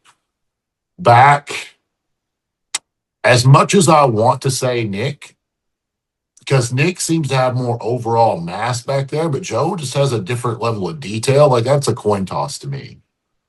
Hamstrings, that's Nick. Glutes has got to go to Joe just because of the conditioning. And I think, speaking of conditioning, I think Joe, like everyone's gonna, people like, if Joe's on, I'm like, Joe will fucking be on. I have no doubt in my mind on that. I think Joe can match him, or maybe even Nick will be veinier. Let's put it that way. Nick will definitely be veinier and vascular and have like that rugged, like Branch Warren look to him. While as Joe, I don't think is going to be like super vascular up on stage, but Joe's not missing any lines or details. Like his conditioning is going to be spot the fuck on. So I think, in the quarter turns, this is where I'd have Joe winning. Joe will win not winning the show, but like winning the quarters, that is. Because Oh when yeah, Joe does the quarters, he is his by waist far is more aesthetic on the quarter turns. It gives him much more of an X frame, like his waist comes in really nice and tight. And I think that may be what it would take for Joe to win. I'm not saying he's going to win. I'm not saying he's going to lose, but like that would be a determining factor, in my opinion. yeah. If you just look at it like a broad thing, like where they stand in the IFBB, you would say, well, this is an easy win for Nick, right? If you were Correct. just going by Yes. that, but if you break it down from head to toe, I mean, it's a whole different story. And this is me going by Joe of last year, which I know is not the Joe of this year. But that's me just in my head going with Joe of last year. I would say Joe has a better back than Nick. Yeah. I would say that. I would say the reason why the pose itself is close is because the hamstrings, right, of Nick and adductors. But then you could say Joe has the glutes, right? So if Joe had the better back and better glutes, well, if hamstrings alone gonna win that pose, well, adductors as well. Like, okay, Yeah. let's just say legs from behind in general. Like his legs, Nick's legs from behind look fucking huge. But if you have glutes in the back, that is a lot. Nick is gonna have the arms from behind. So that pose in itself is gonna be a coin toss, which is crazy to say because I would argue Nick beat Derek in the back double, which Yep. which which would be like the the top two back doubles, right? So then that would put Joe right in the conversation, which I already think people already have him in the conversation. It's not just like us. I believe like generally people actually have him. I'm pretty sure I heard Dennis James say that as well. So yeah, when you start breaking it down like that, and it's like, holy shit, I don't actually think it's gonna be the way people think it is, and it's gonna be probably the best showdown of the year. You know? I think this is the battle that people are really looking forward to seeing. The true Yeah. bodybuilding fans want to see this one. And like I said, a lot of I people are like, oh, Nick's still on another level. And I'm like, I would have given you that last year, but people don't realize like Joe's going to match last year's conditioning and bring 15 more pounds. While yeah, as Nick, I don't it's think is necessarily getting bigger. He's just refining. yeah. I think this is gonna be a really good show. I mean, it's a win-win for Joe because Joe Yeah. can't really lose in this matchup. You know, he can't really lose in this matchup, and When I saw obviously, the announcement, go ahead. Sorry. I mean, I know both of these guys personally, and Joe always really liked Nick and looked up to him, and then Nick Yeah. as well always liked Joe. So it's gonna be Well, that's fun kind of the to. beauty of this. Like when I saw Nick was doing it at first, I was kind of like, oh, fuck. Like, damn, that's going to be a problem. Right now, I was like, we're going to go through and sweep this show. Then Nick's there. I'm like, shit. But on the flip side, I was like, you know, maybe I don't want to look at it as a positive. I actually see it as a little bit exciting now because again, those two going against each other. And obviously, yeah, there's no bad blood because Joe wanted this. And I don't know if Nick wanted it or not, but I mean, they're friends, like they get along well, and I think it would be a great comparison. So rather than me getting nervous about it, I'm actually kind of excited about it. I think it's the best case scenario. I mean, if Joe wants to qualify for the Olympia, he's going to qualify for the Olympia. So regardless of this show in particular, if he wants to go to the Olympia, he's going to get there. So this is if the only thing this is going to do is get him to stand next to Nick sooner than later, which is Yeah. only positive. And I think people already know what he's capable of, but I think even more so now, they're gonna really get a glimpse of how good he actually is and how good he can be, which is only gonna be positive for him. So this is actually dope, man. This is adding a lot of fire to the year, which I feel like we kind of needed. We kind of needed because Yep. Or unfortunately, there's like another guy that's throwing his hat in that too. Joe on, remember? for Tampa, Yeah, the Spanish guy. I'm not. Oh, is he doing a show? Yeah, he's Padel's? doing Oh, what I saw, he said he was doing Tampa, Atlanta, and then he's also doing Texas as well. really? Well, that guy is good. That guy is good. Let me see if I can He's find. another one that a lot of people are overlooking. And, like people ask me, who's Joe going to have to, go against in Tampa? And I was like, Joe won. And they're like, oh, that's easy. And I'm like, no, that's not fucking easy. I was like, you don't know, like this guy, like I can recognize talent and potential when I see it. And if I had to say this, I'll say this on air. If I had to pick any one of the younger guys that would be up and coming Mr. Olympia material, he's the number one that I have. Yeah. Well, Because when he it's funny did how. Bob last year, like you look at him beside Samson, and Samson's probably the biggest guy in the circuit, him and Crizzo's. And he stood beside Samson, and he was not fucking lacking on size. He's not short. He's not unaesthetic. As a matter of fact, he's actually very aesthetic. Guy pulls a vacuum. He's fucking huge, and he's missing no body parts. The only thing I can see that he's missing is a little bit of conditioning. And when I look back at his contest pictures, he's gotten a little bit better each time from one show to the next with that. So if that guy can figure out his conditioning, he's going to leapfrog a lot of people. Like he is going to really do some major damage. I mean, think about it for a second. Do you think Hani Rambaugh would have had him at his gym if he was a nobody? Hani only latches on to the top talent. That guy. And Hani had him It's over funny. there. It's funny. I think people use the word easy because they go by placings. Yeah. I think we've been in the sport long enough to like place the placings mean something. I think more so back in the days than now. if you bring it nowadays, I don't think it fucking matters where you placed last year. Yeah. Like, you know, And you're if right. you A lot of people see it. They don't, a lot of people don't think realize like there's this thing called improvements and they don't take that into consideration. Like I would understand if you have someone who is consistently off every fucking show, they're off. I mean, it's like the guy who probably surprised me the most was Keon. You know, everyone knew the guy had talent, he had potential, but he was always off until he was on. And the one time he was on, he fucked everybody up. And it ain't even close anymore. So, you know, makes a that's lot the of thing is sense. people underestimate other people because of improvements. But if you like I said, if you have like a Lionel Bayeki who went for 10 years straight and never got in shape, why would I expect this one to be any different? But if you look at the younger guys that's up and coming, like Nick, when he turned pro, I didn't expect him to make it as far as he did, but like when he turned pro, a lot of people were thinking, you know, he's the next big thing. I'm like, no, no, let's slow down. I was like, he's good right now, but let's slow down. But the thing is, every year he got better and better and better, and everybody wrote him off, myself included. I wrote him off a couple of times. Like he's not going to win that, and he fucking shows up and he does it. But like with the younger talent, you can't write that off because it's different. Like, so when you have a guy who's 40 and he's been competing for 20 years, you can probably write him off because you know what to expect out of him.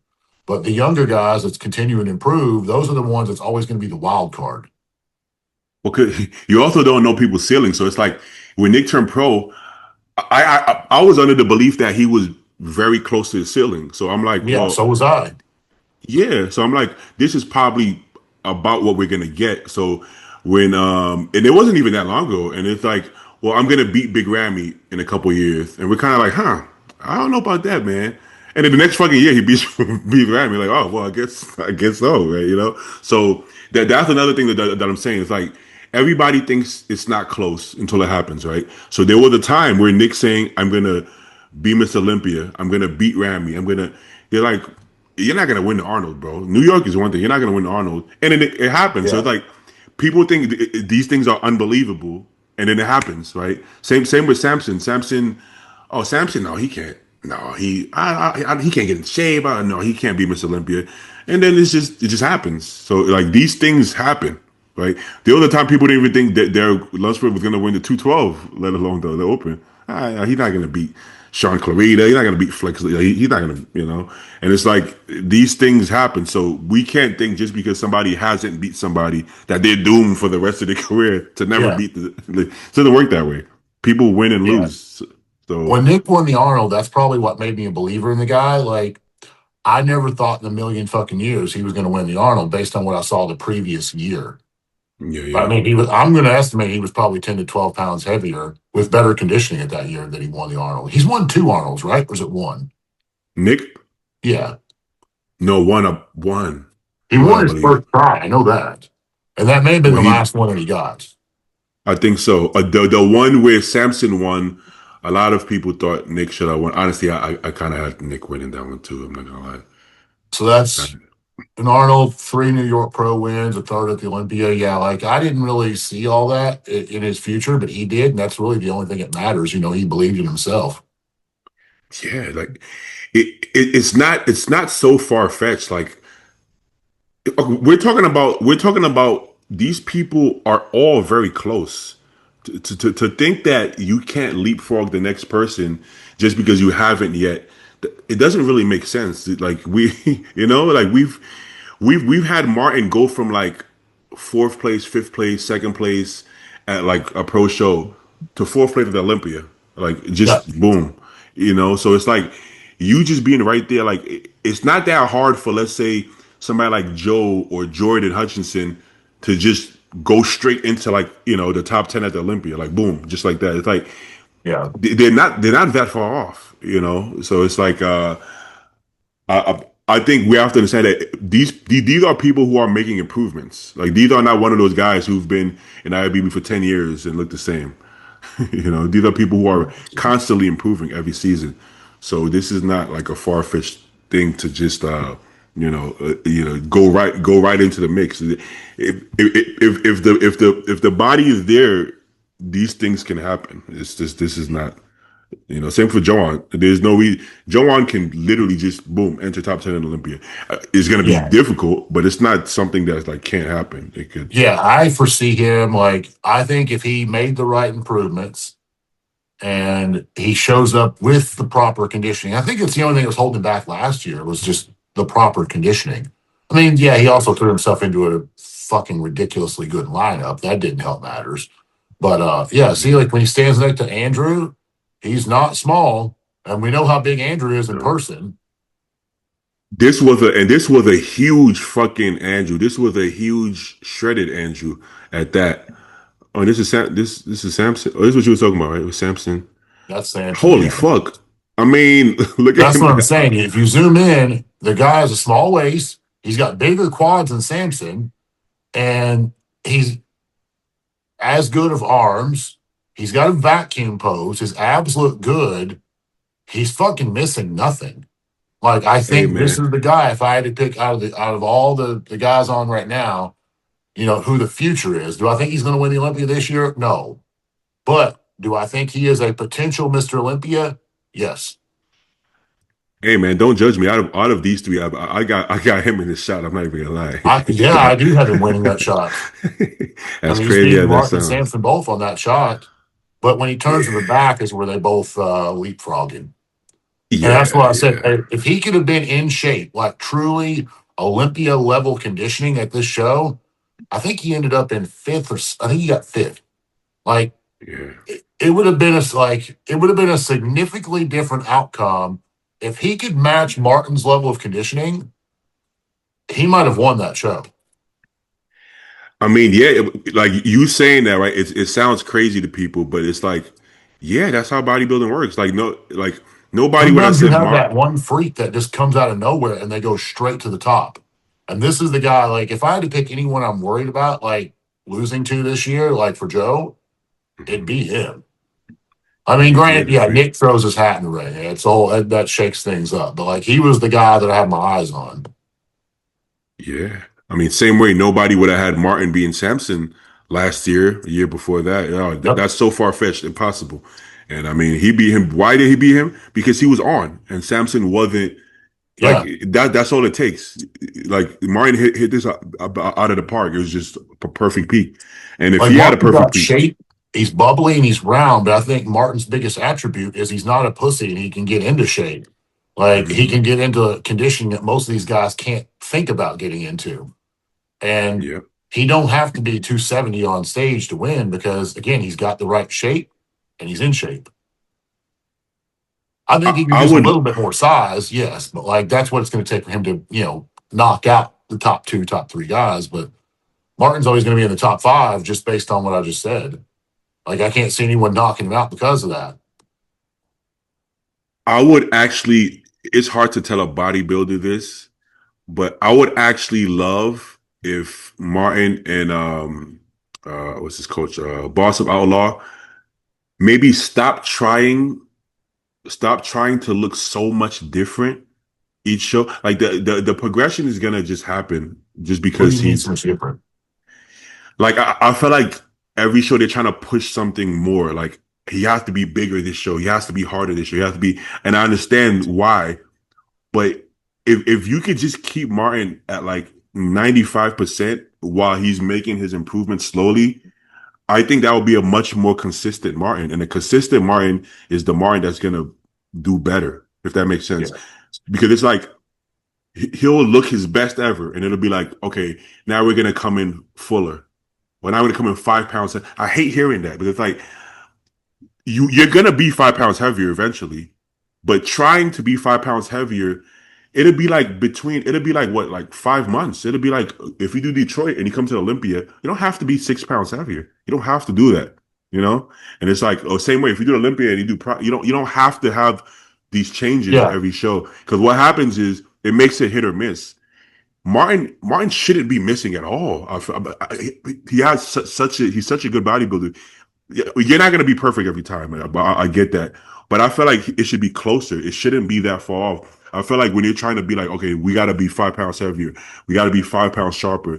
You want to make like these huge improvements every show. When you're already one of the best in the world, I feel like I don't think it's necessary. I think playing it a little bit more cautious would actually be Yeah. better for him. No, If that I makes sense. agree with you. If you really think about it, like with we'll talk about Martin's physique on this. Like if Martin had from what was the year that he got fourth at the Olympia, was that 24, right? Yes, that's the win Samson won, right? Yeah, Okay. 20, I Even want to say 20, 25, he was good last year too, but I think he got fifth last year, yeah, if I'm not mistaken. Um, yeah, yeah. if he can take either one of those physiques and he can be between 10 low end, maybe 15 pounds bigger on the high end, but still replicate that conditioning. You think if he only adds like 3 to 4 pounds of muscle throughout a whole year, yeah, that's not going to probably launch him into the number one spot. But over the course of 2 to 3 years, that's going to put him at the size that he needs. He's got age on his side, or yeah, he's got age working for him, not against him. He's still young and he can still pull this off. And not to mention, he's going to take a lot of wins along the way, like at other shows. So I agree of being able to keep him, very, very close and being consistent with everything and just putting on that anywhere between 2 to 4 pounds in between shows versus, it's like, and here's the thing, if it don't happen, if you're not 4 pounds bigger, it doesn't fucking matter. Still show up with the conditioning. You know, don't just show up bigger, just say I'm bigger, because that never works out for anyone. No, worst case scenario, you're the same, and you're still a top five guy, the same, Yeah. you know. But he went from I don't know if it was his rookie season or sophomore season, but he got second to Andrew at Yep. Texas, second to Andrew at the UK Arnold maybe.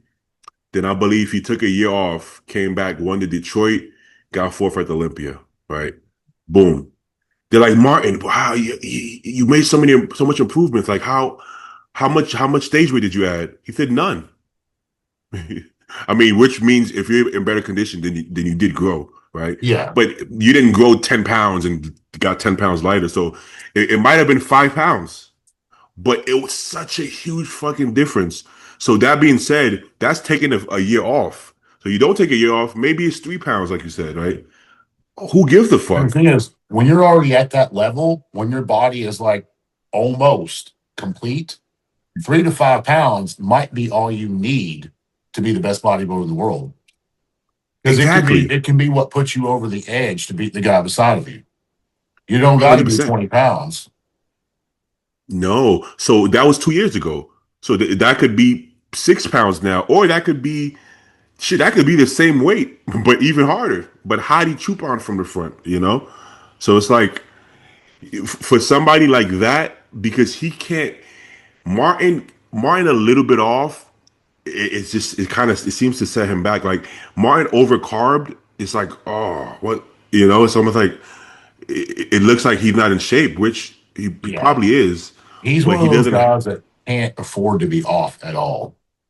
No, You had a no. few guys, like Dexter, Phil, Roden, even Kai, even when they're just a smidge off, they're still winning most everything they do.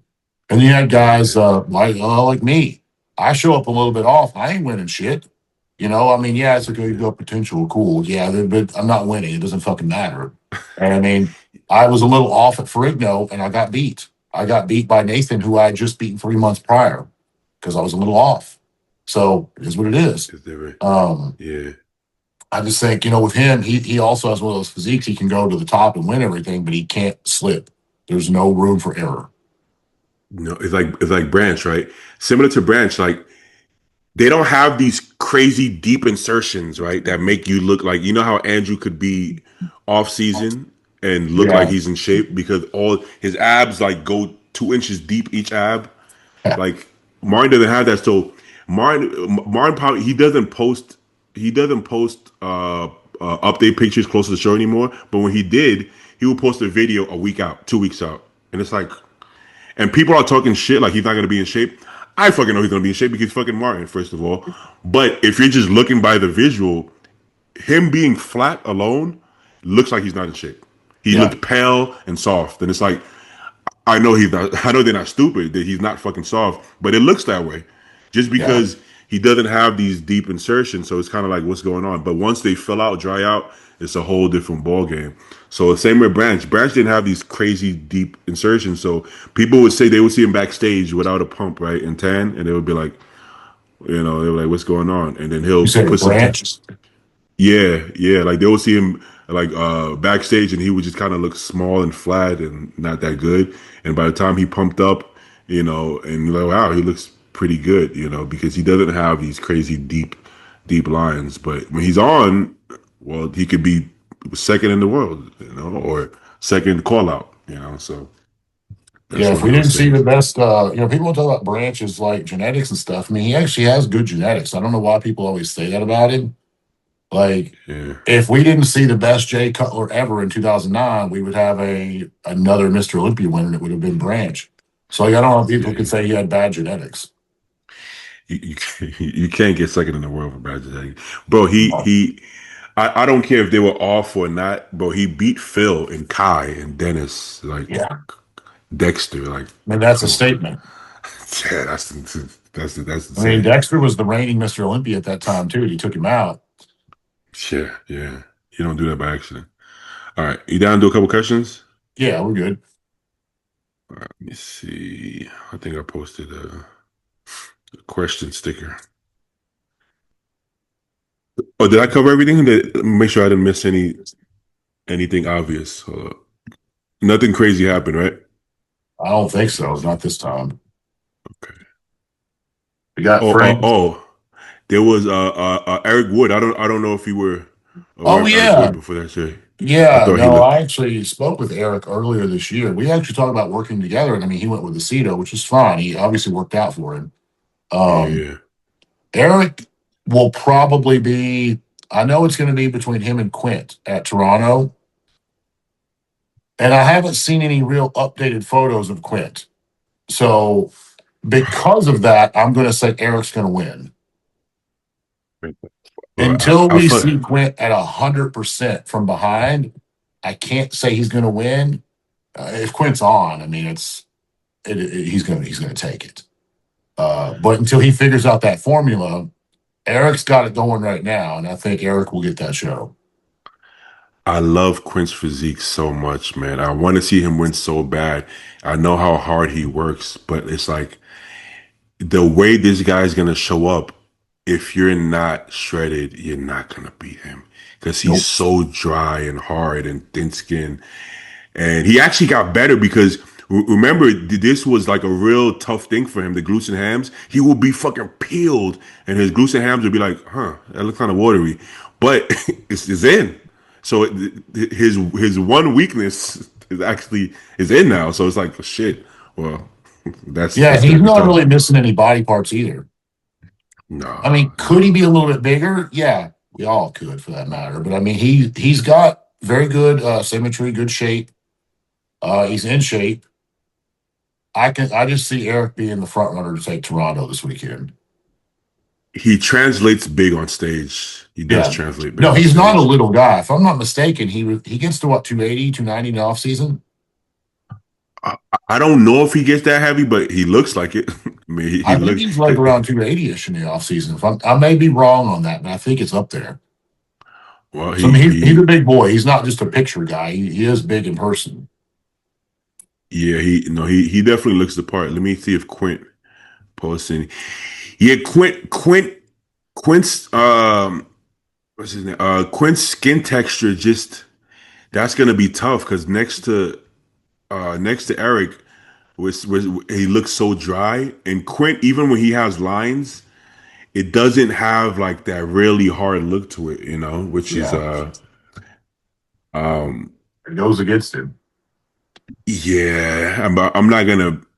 I'm not gonna blame genetics. I'm not gonna put a genetics card, but genetics is a big factor, man. And it's easy for us to sit there and say just do more cardio and eat less food, but Is that the front lat? Is that an updated shot? When was that uh, posted? A day ago. Okay. All right. I hadn't seen this. Why the so fuck did that pop up on my page? Quint is the opposite of Martin. Whereas even if he's not peeled, he does have some good lines, but He doesn't have hardness. He has lines though.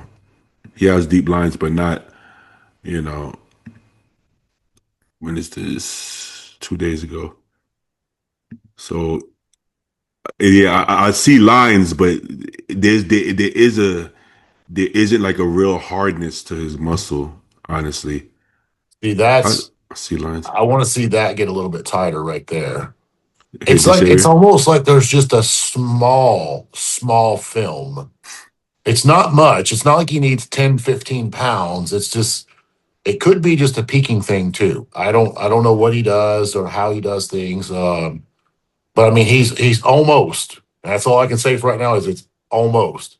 And to be fair, based on when I saw this, and based on what I see of Eric, this is gonna be a closer decision than I thought. Like that's he could still win this. Oh yeah, he can win them, man.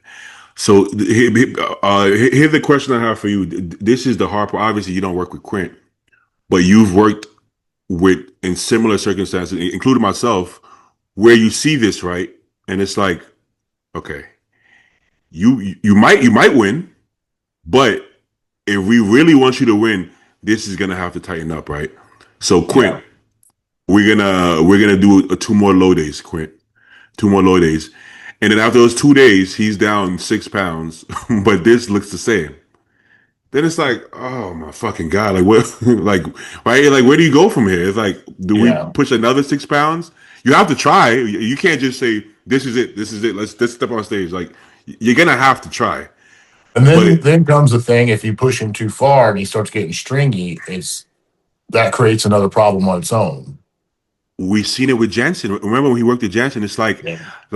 we know what Jansen was trying to do. We get it, but it's like, And it just yeah, but then wasn't the he best can't. look. But it's at what point do you stop? Because it's like, okay, now, now he went from 270 to 250, but he's 2% harder. So right, so I think that's the point you kind of have to go. We can't keep pushing down. We just can't, But if this was you right now, let's say I don't think he put his weight. Not that it matters. Let's say he's 275 right now. This is quit at Probably 275. realistic 270, 280. Yeah, let's say he's 280. What's your next move here? This is how many weeks is it? Let's say This is this was 2 weeks. Let's say this was 2 weeks ago because Quint doesn't post like the same day as his. But so let's just say this was 2 weeks out, for instance. What's your next move here? He's doing. I'm pretty sure. I thought he was doing like a over hour cardio. Let's say he's on 90 minutes cardio right now. 2,000 calories. What's your next move here? He sends you these So check-ins. here's what I would attempt to do with him. Assuming he still has room to push harder, and he's 2 weeks out, I'd probably push him harder. And I'd probably say I'd have him check in like every other day at that point. I wouldn't need to see him every day. And I would say every day if he's dropping like 3 or 4 pounds a day. That's a different story. But assuming that he's, coming down at a normal, regular pace, I'd probably have him check in every other day. And I'd probably pull him down a little bit more, probably that 5 to 6 pound range. And if I saw what I think I'm going to see, and that's he's not actually better, at that point, I would attempt, since we have that 2 week window there, I would probably fill him up to the point like I don't think he's a guy who can handle like 1,000 carbs. I think that would just tear him. I think it would just fuck him up. But when I say fill him up, whether it be 300 carbs or 500 carbs, whatever it is, to just get him like bursting full and compare those two looks. And I'd probably have to put them all in front of myself to just say, okay, here's where we looked our best. Because when I start that carb up with him, I'd say check in probably every 12 hours. But send me pictures at 7 p.m., 7 a.m. We're going to do this for a couple of days until we get the best look for you. I mean, That would ultimately, make that's sense. what I've had to do with a couple of people. It's like, maybe you're not as hard as you want to be, but this is still a better look. Or it's like, you're stringy, but you're peeled. But if I bring you in fuller, all your fat goes to your hamstrings and your ass. I can't do that either. So I just have to 100%. pick what the best look for him would be. So if I had 2 weeks out, there's a couple of things that I would definitely experiment with that. Speaking of one other person, before we go into the questions, we can still talk about Quint, but should bring up Sarah. See her comment there in the bottom. That's Wait, fucking vicious. who? She makes us That all makes look me. bad. Every man in the fucking circuit right now, she makes us all look bad. Oh, you talking about which one you talking about? Sarah Bradley, right there. Small but mighty, right? Yeah, That's the lady that was like stupid pilled. That yeah, I'm pretty sure I know who you're talking about. She had like the kind of like the mohawk going. yeah, yeah. Yes, this was you know the girl that got second. I remember seeing her and be like, "This girl is going to win the show. Nobody can get this shredded." And then Sarah was actually more shredded. We're like, "What the Yeah. fuck? What the fuck just happened here?" Yeah, honestly, I thought her pictures leading up to it, like she's running a fine line right now, Hmm. like between bodybuilding and women's physique. But this is I this is think she could bodybuilding do for either her. one very successfully. And I feel like what Sarah's gonna do, and I don't know her at all, so like I may be wrong. I'm just taking a wild guess. My guess is she's gonna do the Olympia this year and women's physique. And now if she wins it, that's creates a different conversation. But if she doesn't win it, I can see her going on up into bodybuilding because that back double is straight up bodybuilding. And she's got a hell of a back. I think she should. I think she. I would much rather see her next to I'm sorry, Andre Shaw. yeah, Andrea Shaw than Natalia, just because it is a different look. If she stands next to Natalia, she's gonna look like a bodybuilder for sure. She's The going to be a lot arms, bigger than shoulders. Natalia, I think. That's the thing. It's like it's probably going to come down to what she does. It's probably going to depend on how the judges treat her at the Olympia. Like if she gets the Yes, nod, I mean, if I was like second or third in the Olympia, I'd be like, I don't really want to move up a division because I'm knocking on the door. But if they give her like fifth or sixth at the Olympia, I can see her saying, "Fuck this! I'm just going to go bodybuilding and win it all." Because if she she has comes in, like the some of the most cleanest lines, like the way the muscle insertions is. Like you can't it maybe didn't translate great in this video, but like when she before the tan's on, just like the detail and the polish, and like the way she's put together is I don't know if I've ever really seen anyone like that. in order for her to get top three in physique, I think she would have to come in flat on purpose, or even lose a little bit of tissue, not train arms, honestly. But why would you if you could potentially win the Miss Olympian bodybuilding and still be able to train how you want to and improve, right? Now that being said, as muscular as she looks right now, if she stands next to Andrea Shaw is going to be bigger though, still, Yeah. which Well, the is, only thing I'll say is, yeah, Shaw's going to be bigger, but but that's hard. I don't know if anyone's going to match this girl in conditioning. They won't. And I don't. No, they won't. Andrea's got fucking phenomenal shape too. So like, not many people can beat her on that, on shape. So this girl would probably have to go back to the drawing board. Sarah would have to go back for at least 1 year before she'd be able to like really challenge Andrea Shaw. But I do think the talent, the potential is there, and she could do it. I think if she did open this year, I think she would get second.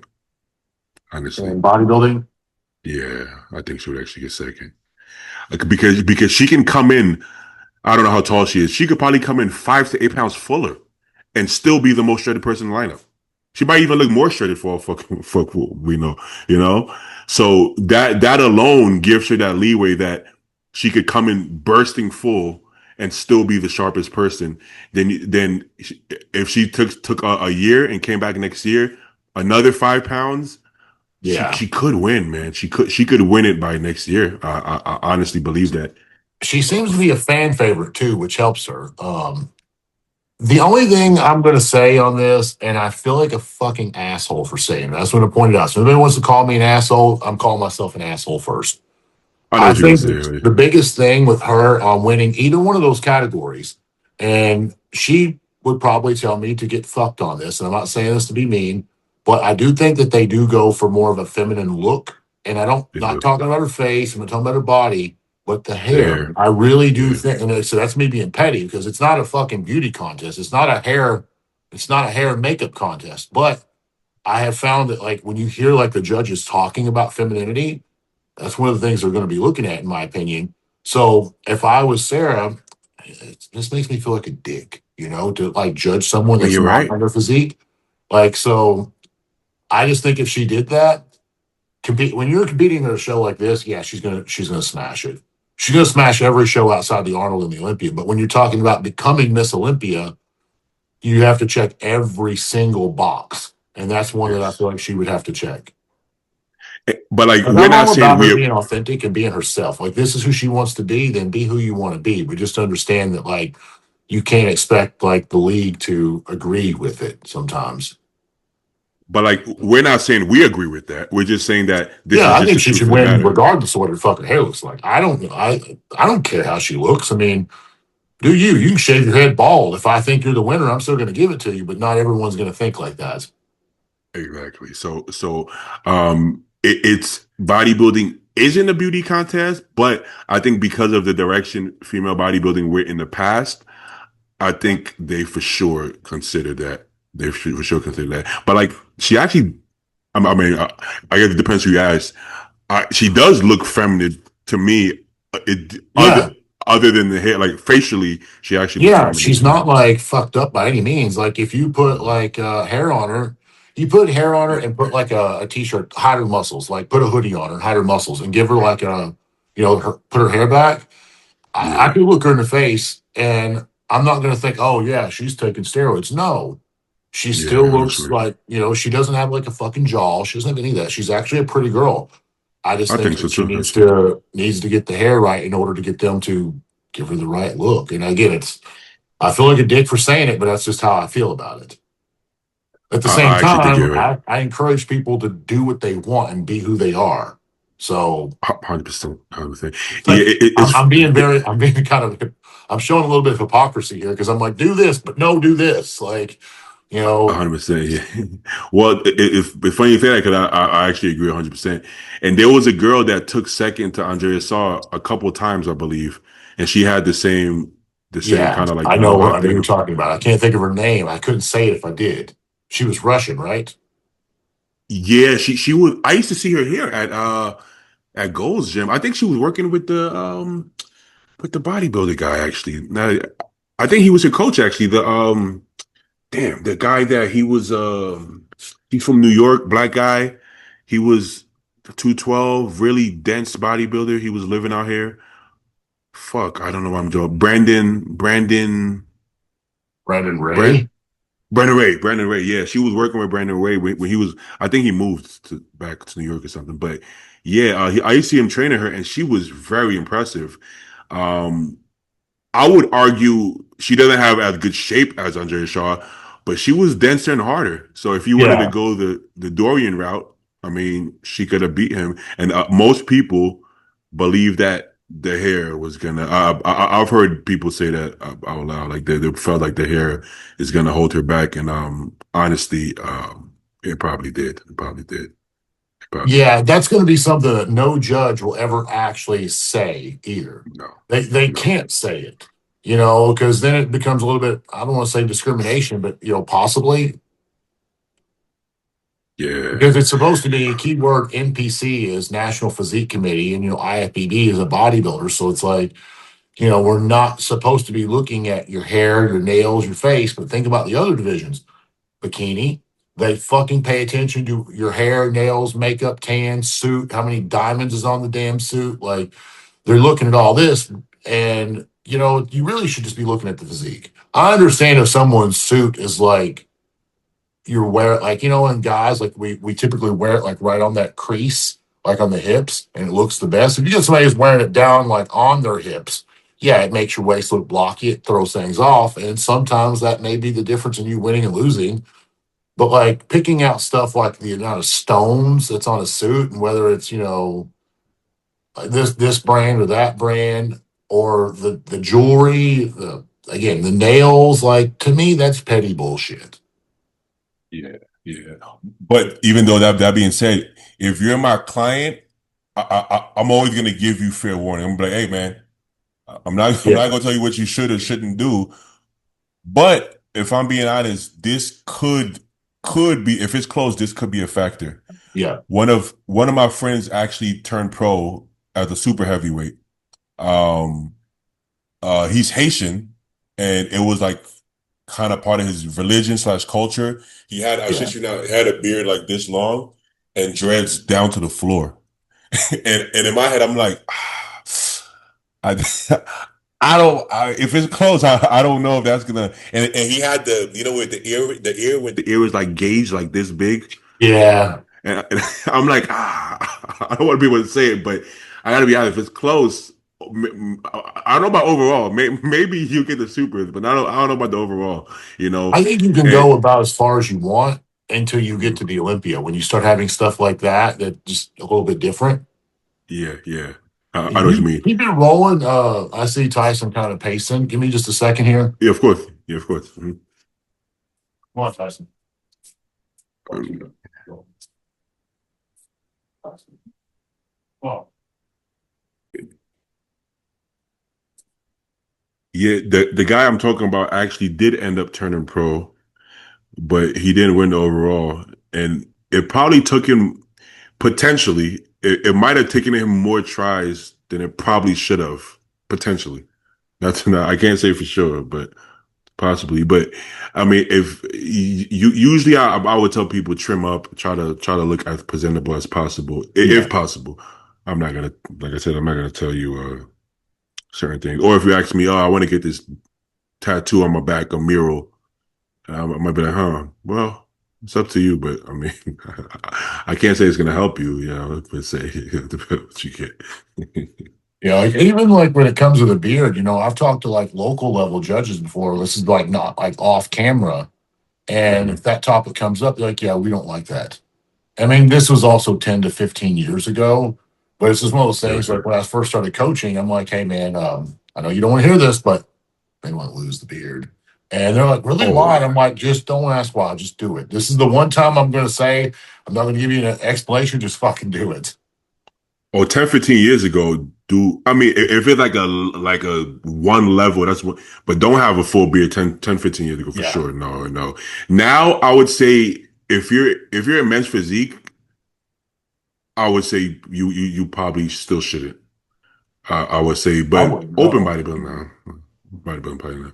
These days probably not. But like even classic, yeah, I don't see a lot of bald bearded guys in classic winning, if I'm being honest. No, they do the mustache, and that's Bumstead bringing that into it. Exactly, exactly. All right, let's do some questions. Um, so I was actually looking at this question, and I was trying to find if he said he was going to do the show, but somebody said that Ken is doing Tampa in Texas. All right. That'd be nice. Good. Yeah, good. He needs to because that just makes these shows even more fucking exciting. He's going to be a first call out guy without a doubt. Well, he's dieting, but like, what other shows where he's not going to travel, right? So that would be the only shows he would be doing. I would assume, right? Tampa, Texas, and Atlanta. There's three of them back to back weekends. Yeah, well, because he did like the New York and those shows last year, so he's dieting for something. I couldn't find a post that he said like the show in particular. I could ask him obviously, but Kid's another guy, man, that I feel like he did his pro debut last. It was last year, right? that was last. Yeah, he did a few shows. I didn't think he got the best look. He got highly overlooked. Yeah, I thought he was. But they had like blessing. I think he finished above blessing though. But in they had him. I'm like respectfully, man. I didn't even think it was. I didn't think it was close. If I'm being honest, even the commentator, I heard. I think it was. Yeah. I think it was Kai, and it was a couple. And they was like, "Wait, who? Why is Who's this?" this guy? Yeah, this guy's crazy. Yeah, I thought he got overlooked quite a bit. If I'm being He's honest. another one that, like, matter of fact, I said about Johan earlier. I'm gonna throw Ken into that mix as well. As I someone who agree. is like, this guy, if he keeps on the same path, this may be a next Mr. Olympia down the road because he's not He's missing a making a damn run. thing. And now that he speaks well, he's well liked, I handles like that. himself, conducts himself, he checks all the boxes. That's important. That is He's got the important. body and he's got the brains to go with it. Or at least I don't know about his brains. He's got the personality to go with it. I don't know if he's smart or not. Maybe he's the smartest guy, He, maybe he's not. I don't know. he's an engineer, I believe, but Well, but then there you the go. most important thing, he's willing to talk. I think that's important Yeah. because there's a lot of like good guys, potentially good guys, but they won't talk on camera. They won't talk on their Instagram. They won't talk on podcasts. You have to be like he does good promotion for Animal. He did the whole like you say he checks all the boxes. I think that's important. I think that is important. But yeah, Ken. Let me pull up Ken. I'm sure everybody knows Ken, but let me pull him up anyways.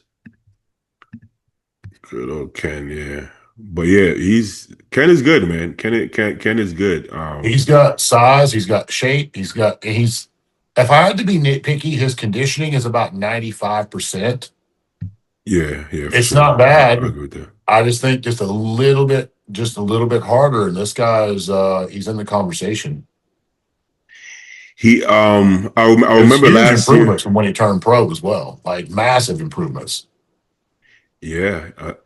Only issue is I remember last year he got to a point once again, like we talked about with Quint, he started losing weight, but the conditioning didn't look like it was improving much. So then that does put you in a tricky position. But I mean, you should get better at that every time you. I would think you would get better at that every time around, But I did remember that. But yeah, he looked great. Oh yeah, Just okay. all around, he's very, very complete looking. And I think that goes a long ways. Exactly. Well, this was last year though, but just so people could see if they're not familiar, his legs are really good actually. Yeah. But because I mentioned conditioning and Quint, I wanted to say we didn't mention the gear or like whatever anti-estrogens, whatever cases. So let's I was saying 2 weeks out, right? Let's imagine. Let me actually pull it up if I can pull it up. Let's say here, share. Boom. So let's go back to the same scenario. So 2 weeks out, you broke down your approach, but let's add in. Let's say he's still on GH. Let's say he's still That's not on terrible. eight. Exactly. Let's say he's still on 8 IUs of GH, and he's on a gram of test along with whatever else he's on. And he's not on any AIs. Okay, Would so and that's I would first off, I wouldn't let him get to be 2 weeks out in that particular scenario. But hypothetically, if he came to me in that scenario, the GH would have to go. But I would probably ask him. This is where I think a lot of people screws up. They'll want to pull the test. I'm not a big fan of doing that unless I have a valid reason. One thing I would do, I don't know how quickly the medical system is in Canada, but obviously, like us, we can just go buy a lab test and go get our blood done the next day.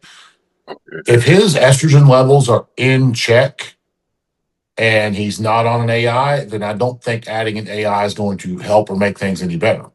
Now, if his estrogen levels are high, and also he probably want to check his prolactin progesterone, I highly recommend that because I can't imagine that he's doing this without Trin. So that's something you have to take into consideration. But adding all that up, I would probably just say, hey, let's go get a lab test done. Let's see what this is, see what these numbers are. That being said, it'd be very difficult because something like your estradiol sensitive or the ultra sensitive, they take like 5 to 7 days to get the results back. And that puts us at a week out. That kind of changes things. So I'd want to find this out before 2 weeks out. That would be more ideal. I mean, otherwise, the only other option to say is like, fuck it, man. Let's just load up the Arimidex or load up the Letro, whatever we have to do. Maybe it helps you. Maybe it doesn't help you. But I would explain that to him as well. Be like, look, I'm not going to tell you this is going to be fucking miracles, but like, this is our only hope. We got 2 weeks to figure this shit out. And this is what I'm going to throw at you right now. Yeah. And it might not Adding be in, there, but I mean, we just be taking a stab in the dark, you know? you got to try something. You got to try something. Um, I've done it both ways, adding AIs, and I've even removed tests. And yes, I feel like the look changing, the far getting harder, but then also I can't get a pump, and then I am flatter, so it's like a give and take That's sometimes. my issue with pulling the test completely is like Yeah, sometimes the juice is not worth the squeeze. yeah. Maybe drop, maybe if you're on a grammar test, maybe 500. I don't know, even TRT, something, I but still think see, if his levels are in range, like if his estrogen, like all of his hormones are where they should be, I I don't think. think dropping it's going to make any difference. It would make a difference, but not in a positive way. It make a difference in a negative way. Yeah, like the water you would drop from that wouldn't be the water weight you want to lose. That would Yeah. just like be fullness. Yeah, that'd be Yep. fullness. You know what I'm saying? Yeah, so I agree with that. The GH usually, I mean, if you're on AI use the GH 2 weeks out and you drop the GH, probably gonna lose. Probably gonna Two to lose. 5 pounds. Yeah. A guy his Some size, probably like 2 to 5. yeah. I've also noticed sometimes you look better short term from dropping GH, but then long term, like if you drop it too early, which I've dropped it like 6 weeks out before, sometimes you start to go like you like the next 3 days to 7 days you get harder. Then after that, you don't actually seem to look much better. I don't know Yeah. if that makes sense. Yeah. So okay. And some people just leave it in and they just look great. Okay. Let's do some questions with better fresh. How to distinguish between bad recovery versus too much output in the off season. Bad recovery versus too much. Okay, so let's say overtraining versus what would be bad recovery then? Sleep. Sleep is one, and everyone's going to kind of vary on that, but you also got to consider someone's workload. Like I have two guys right now, and I realistically think both of them are going to get their pro cards this year, but they both work very fucking hard manual labor. That plays a big role on how much you're going to be able to recover, especially like your joints as well. Like Yeah. if whatever you're doing, like if you're picking something up, you're going over your head or whatever. These guys, I know for a fact one of them works in construction.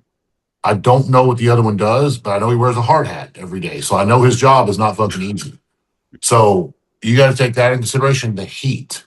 You're outside working in the hot ass sun right now. You're probably going to feel tired all the time. Making sure your hydration is going to be on point. You know, a lot of guys always want to talk about overtraining. There is one thing, and I have encountered this more than I would like over the last say 2 years. Is when people tell me like, oh, it's too much this, it's too much that. I'm like, have you ever considered getting like your CPK levels checked, get your creatine kinase checked? And they do. It turns out it's like, oh shit, yeah, you're like 2,000 plus. Yes, we need to take a couple of weeks off so you don't go into rhabdo, and then we're going to back off your volume. But you know, I also deal with people who, how do I say this nicely? I've had a few, not a lot, but I've had a few that just simply don't have the mental strength to push through. Like if all your numbers look good and you feel good, you're not going to be adding 20 pounds every single lift every week. You're not going to be adding a pound of muscle every single week. People don't understand these small changes or like compound. But then, like when they're not getting the progress that they think they should be getting, it's like, oh, my recovery is not good. I'm like, they don't understand what recovery actually is. Again, you're not going to add 20 pounds to every single lift every week. That's not because your recovery is bad. Um, Sleep's the biggest one. Sleep and nutrition. If those two are on point, I'm probably going to look into I'm going to say environmental factors, because that's going to be your job. Let's see what that is. And if that checks out, if I find out, you're getting 8 hours of sleep, your calories are high, your nutrition's good, you're following your shit, and you got an office job, and you're still telling me that everything hurts or your CPK level's high, yes, now we're going to talk about training. You might actually be one of the guys that's overdoing it. But I've had both. I've had guys, one of them who you know very well, you've actually posed in the room with all of us. He got rhabdo like twice. And I had him down to doing one working set per exercise. And that's not normal for me, one set. I normally like 2, 3, 4 sets. He's doing one and he's still getting rhabdo. And I'm like, fuck, man, like I feel like this guy gets like a 30-minute gym session, but like he's not lying to me. He's got numbers that backs it up. But he's the guy that's gonna have to train low volume and moderate intensity. Otherwise, he's gonna have a lot of health problems. And that fucking sucks. And I think a little bit of that's maybe due to genetics. I don't know how to explain it because he works a lot, but he sleeps a lot. He's got everything. He doesn't work a manual job. He's not like out in the field. He's not an oil worker or anything like that. So it just sucks that like, he's not going to be able. Like he's young and he's got a lot of fire on the inside. He wants to push, but his body says no, and that fucking sucks. And then you got Yeah, guys like Roman who can do 100 sets in a day, and he's it's perfectly fucking crazy. fine. So recovery is something that will vary very, very greatly from one person to the next. But I feel like that would be, in my opinion, overtraining and recovery. That's going to be the biggest factor of looking at that specific lab. If that lab comes back at like 1,500 plus, and you tell me you're overtraining, I'm going to shake my head yes. If it comes back at like 300 or 400, you tell me you're overtraining, I'm probably going to call you a bitch. Like Yeah, you just don't have it. Either genetics suck or your brain sucks, one or the other. But you can't do this. I've had rhabdo twice, and I used to How I high were your used to. levels? I don't remember the doctor actually called me. I want to say I sent it at the time. I sent it in the email to Dave Palumbo actually, so it's probably in the email. I want to say 2000. I want to say 2000. Yeah. That's like the early stages of it. That's when you can back off and still be fine. Dave said, that's normal. Happens all the time. I Yeah, was I like, mean, okay, it does. It whatever. happens quite often, but I feel like keeping the number a little lower is going to keep you in the game longer. But yeah, for sure, for sure. Um, like when we got into bodybuilding, you got into it before me, obviously, but I guess I got into it before a lot of people probably that watch this podcast. It was just like it was a thing. You didn't do less just because it was hard or right like Yeah, we didn't even distinguish is it actually hard. Are you actually fucked up or are you just being a bitch? And we always just thought I'm being a bitch. I don't want to be a bitch. So we just did it anyway. So my body would like I would feel my body shut down. Like at some point in the workout, I'm like, oh fuck, I'm fucked. But I got to finish the workout. This is just, I can't not finish the workout. You got to finish yeah, the workout. So then, I'm pretty sure that my body was telling me for years, like, this is just too much volume for you, And not now, I have a better feel for it. I still finish my workout, but I don't do more than two working sets per, and I kind of go by yeah. that.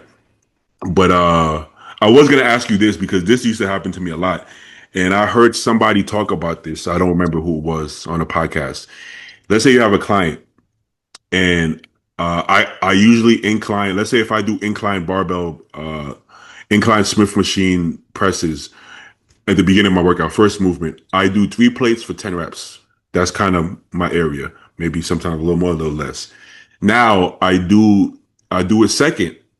I do a second or third, and now my max is 225 for 10. Yeah. Would you say, this guy trends down very fast. Maybe he should be a low volume guy, or would you just be like, fuck it, just do what you can with that weight? If you're in prep, I'd probably say just do what you can. Hmm. Like, for example, you're talking about the numbers on that. I have people like when I write training programs, a lot of the training programs that I'll send out, they're going to look a lot similar in the beginning. And then once we work the kinks out, it's going to be completely different. Hmm. Because again, when I tell people I need your feedback, I can't really do your training without your feedback. I need to know what the fuck is going on. I mean, no, that doesn't mean you need to send me the weight and the reps on every single exercise every week for the next 5 years straight. No, but I do need to know what's going on if that makes any sense. So, like you are, if you do one set, it's going to be an all out set, and you do another one afterwards, you're not going to move the same weight. That's going to be a fact. Like if you do 315 for 10, your next one, if you drop back to 225 for 10, I'm like, okay, that's a bit of a that's quite a bit of a drop. If you do 315 for 10, then the next set, you're like, you know what? I still want to get 10 reps, but I'm gonna have to drop it to like between 275 and 295. I would say that's normal. Again, if you go back to 315, you only get four on your second one. I'm like, yeah, it's a pretty big fucking drop there, man. So that's kind of like Yeah, my take on that is it depends on off season or prep, how much you're going down. And then again, your recovery from things is going to play a role in it, but I don't look at the weight itself. Like that's not the end all be all. yeah. So let's say I was hack squatting. Let's say I would do like warm up work all the way up to 8 plates. Let's say I get 8 plates for 8. Then I will do 7 plates for 10. Then I'll do 6 plates for 15. Then I'll do 5 plates for whatever I do 5 plates for. Then after that, I would feel so shitty. The rest of my workout would be like 50% of the weight I could do. And let's say I go to leg press, I would leg press like 4 plates because I was just so beat up. But I would still go through all the movements. So I would still do the leg extensions. I'll still do the pendulum squat, still do leg curls. But I felt like it was the most effort I could give, but I was so beat down that I felt like I was wasting the workout, if that made sense. So Yeah. then what I ended up doing was slowly pulling back the volume so I didn't need 4 sets for hack squats. So almost to the point that if it was really a heavy set, like if it was 8 plates for 10, which really fucks me up, sometimes I would just do that one set and then move on. I would be like, if I do another set, I know what's going to happen. So if I would leave it at that one set, I would be able to do 2, 3 working sets on leg press with 8 plates. And I'll be able Yeah. to do the stack on it. So I felt like I would get more on the back end. So then I kind of started doing it that way. Would you would you go that route, or would you still just give everything to the main the hack squats? I did feel like hack squats was the movement that built my quads the most. So would you still give that the most effort, or would you try to pace When yourself? you're doing like, I'm going to specifically talk about a couple of exercises. When you have stuff like a deadlift, a hack squat, an RDL, like a bent over row, or even a leg press will qualify for this, or even like a really heavy incline or a shoulder press, like the big compound movements that we do. I don't think you need 4 or 5 sets on those. Like if you're really pushing those as far as you can push them, sometimes 1 or 2 sets is enough because you'll do exactly what you said. You'll drive yourself into the ground to the point the rest of the workout is fucking shit. Now, I do think 1 to 2 sets on those would be good. And then what I would say is like, so you're doing 1 to 2 sets of hack squat. I'm going to go back to that scenario. You do 1 to 2 sets instead of like four, as you said, nine, eight, seven. Yes, you were doing like 5 sets Yeah, on that. So if you back it yeah, off to two, and say you go to leg press and you're doing 6 plates, I would say that's your normal and we work up from there. Rather than like, mm-hmm. well, if I do 1 set of hack squats, I can do 10 plates on the leg press. I'm like, no, no, no. Do your 2 hack squats. And then wherever you're on the leg press, we continually go up from week to week from there. Okay, yeah, That's how yeah, I would do it. Like for example, if I were to start, and we're talking about like 10 years ago, like my prime, if I were to go in and do an incline Smith, I'm probably doing 5 plates per side on a working set. By the end of my workout, I'm doing like 80 to 90 pound dumbbell presses flat. Now, obviously, if I'm doing 500 on an incline, the 80 pound dumbbell is shit. That's nothing. But I fatigue myself to the point that I can't do any more weight. It doesn't mean that that muscle is not still breaking down. It doesn't mean that it's not or that it's ineffective. It's still it's working, true. but I have to just be mindful. Like, yeah, this is not 200 pound dumbbells. You can't do that. Like, this is where you're at in the workout. So you have to accept the fact that it's lighter weight. Kind of the This is same true. concept. Yeah. Like if you train back before biceps, and I never really was big on putting those two together, but I did do it a few times. If I go in and do all my back movements and then I get to biceps, it's like, okay, well, now Right. I'm curling 30 pound dumbbells. And when I do arms, I'm curling 50 pound dumbbells. It doesn't mean that the 30s are going to be ineffective. It just No. means you're fatigued before you got to that. Shit, sometimes it feels more effective because you connect so well with it sometimes. So, yeah, it Yeah. depends. I mean, there is a point where, this is something that I can't dictate as a coach, and something no one can for that matter. It's something that you, as the athlete, have to understand, and it's something that comes with experience. And I'm sure you've done it. I've done it, and I'd say every top level guy has done it. You get to the point where it's like you can't even feel the muscle working anymore. It's like, what the fuck am I even doing? There is a point in volume that it's like you feel nothing. It's negative returns at this point. Yeah, And yeah. that's something that's going to vary from one person to the next because I can do 20 working sets, and at the end of it, I'm still squeezing, contracting, blood still moving. But like if you feel like your pump is getting worse throughout the workout, we need to change things. There's so many different ways to train, and they all can work. One thing I didn't like doing, first of all, like things don't have to be so black and white, right? Like I've heard you say before, like people would be like, "Hey, heavy or high volume," and it's like Why? Why you got a big one? Like, why did that be? Hey, man, high protein or high carbs? Everything doesn't have to be one or the other, right? Yeah. Like, yeah, keto or high carbs is like you can do both. My only thing that which side you might lean more to one side than the other. That's fine. For let's say for me, for example, I never want to pull back intensity for the sake of volume. I don't want to Yeah. say, if I just did 2 reps in reserve and go a little bit lighter, I can get more volume in the back end. Yeah. Don't do that. I don't want to do that. Maybe for like bicep, maybe I could see how if I have trouble connecting with my bicep, maybe that could be beneficial, possibly. But even then, honestly, I don't really do I that. would So still, my vote still to, give the intensity like maximum effort. 100%, So And if you're then use telling the me volume as like an intensifier from there if you're able to do it. exactly, so if you told me, man, if I do 6 working sets for quads, man, I throw up, I can't even move. I'm not gonna say, let's cut the weight 80% and then add more sets, So now if you can keep the intensity at the highest possible, and you for whatever reason, like yourself, you were still able to do I don't know, fucking 20 working sets or 30 working sets. Well, I guess you find it. I don't see no issue with that.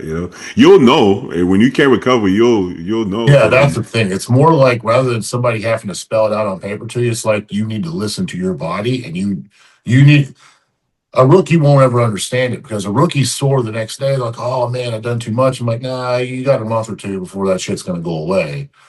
But or exactly. it's like I have worked out with people before that's been bodybuilders for a few years, and then I actually physically put them through a session, and they're like, "Fuck, dude, you crippled me." And I'm like, "Dude, I didn't do anything that wasn't already on your fucking plan. I just made you work harder. Like that's how you should Man, have been doing the whole time." in person, you learn so much, man. I had a client. He's Armenian, but I think he lived in I don't know. He lived somewhere else. But one day he was in LA and he came to Zoo Culture. He said, let's train arms. I said, okay. And we're training arms together. And I'm like, okay, now we're doing working sets. Now we're done with the warm ups. Okay. He doing triceps. Okay. All right. We're done with the warm ups. He's doing working sets. Yeah, working set.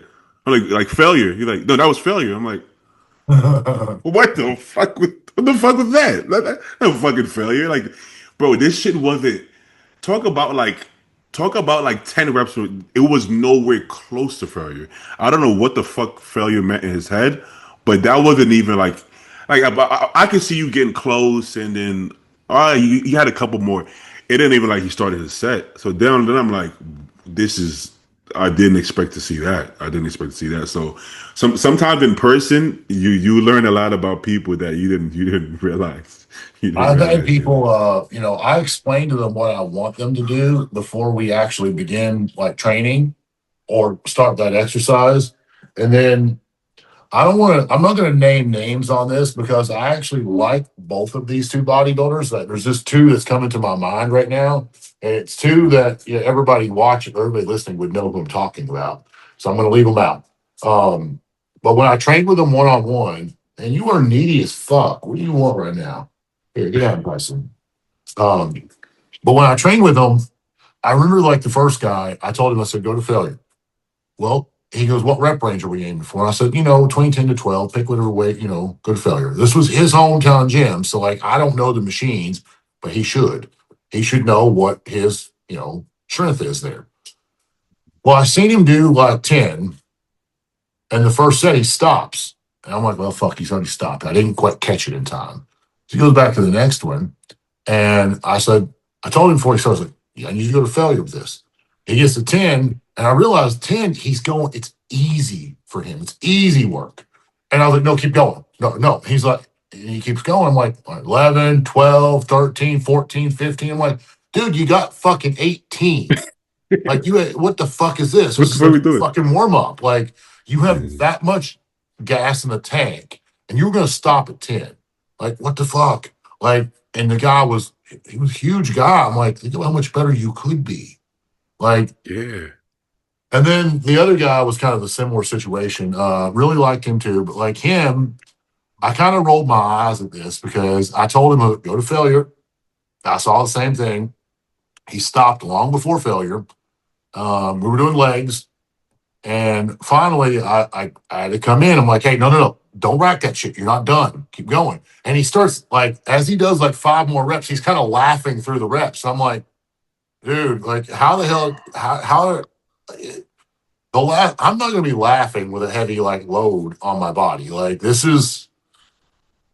I'm just thinking out loud. You've been doing this. You've made it to fucking pro status by doing this. How? Like, you want to sit here and tell me I got fucking good genetics. I never trained like a pussy like this. You're trained like a pussy and you already got your pro card. What the fuck?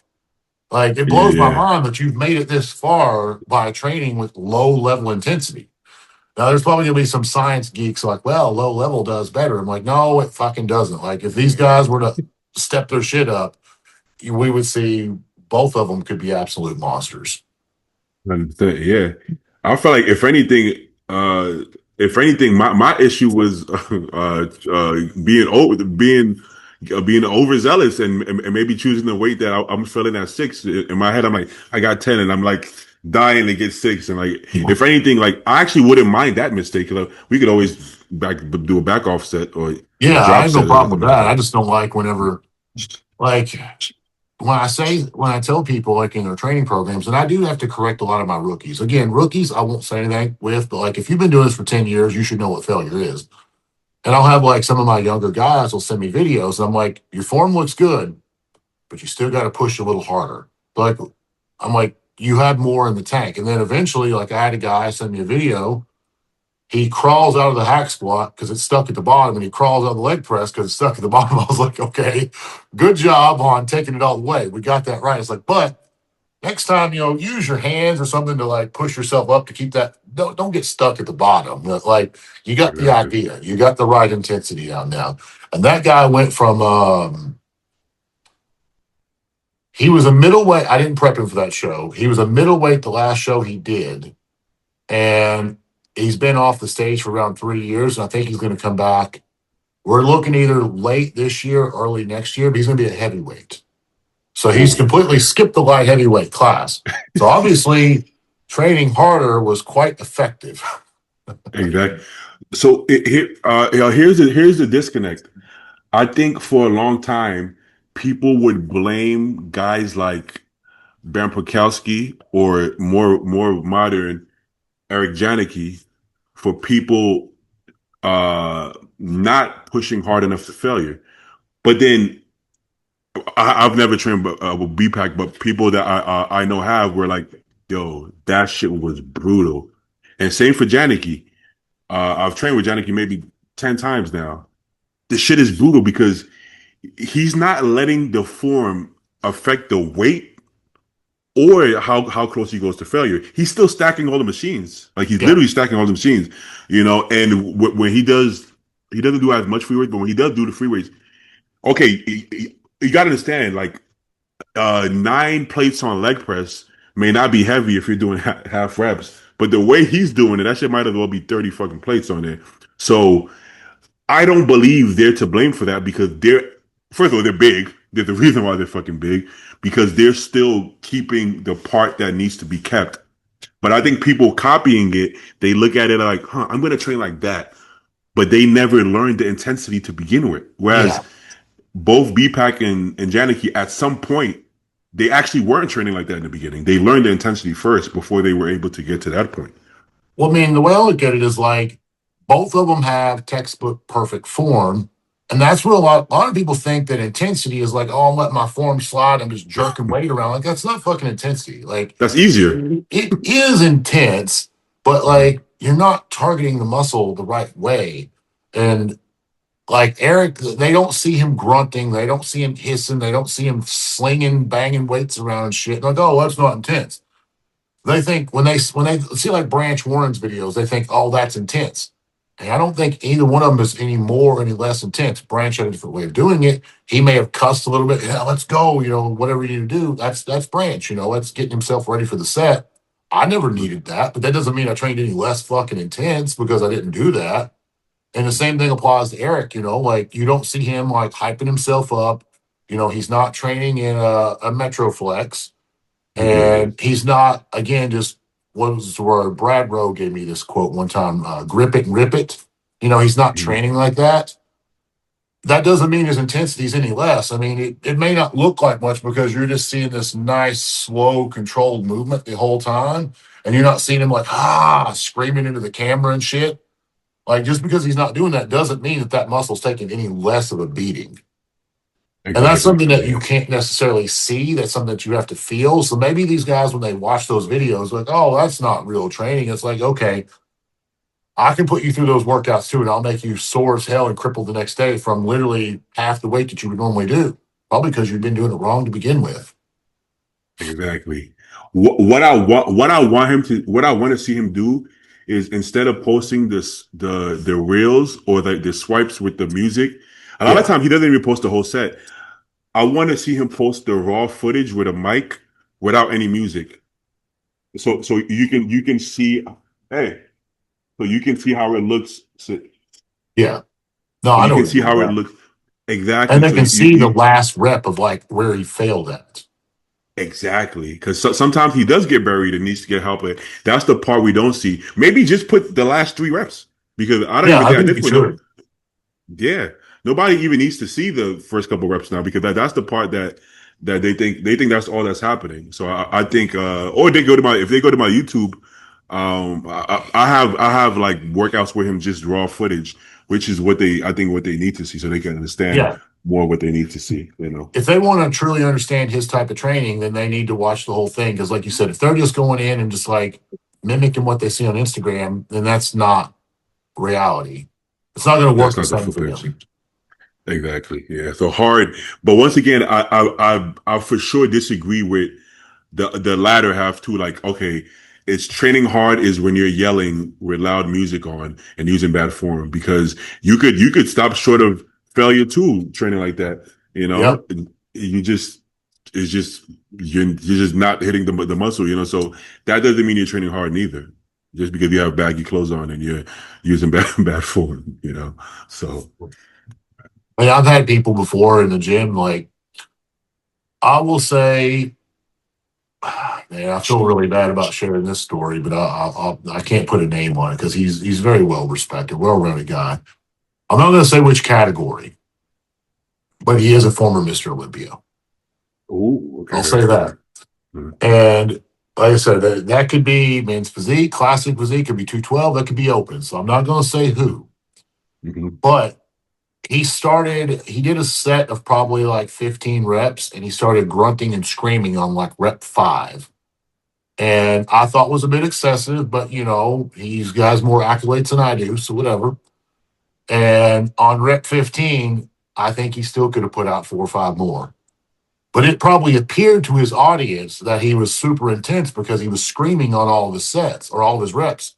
But in reality, if I could block out that fucking noise that I had to hear through that workout, I can, like, put a reel over top of his mouth, essentially, put some music on it. I'd be like, oh, he had 4 more in the tank.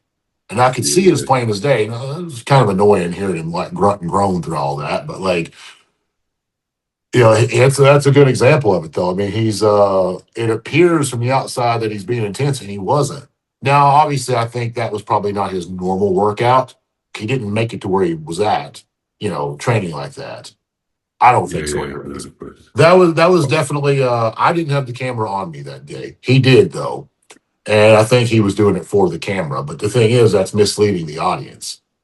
And he was Correct. not the Yeah. reigning Mr. Olympia at that time. Like I said, he was a former Mr. Olympia, but like still, this is not how you built the physique. This is not what you did. Yeah. And the grunting shit was very. I have a mixed feelings about that. When guys are in the gym, they're grunting and hissing and shit. Hissing's one thing, but the actual getting very vocal.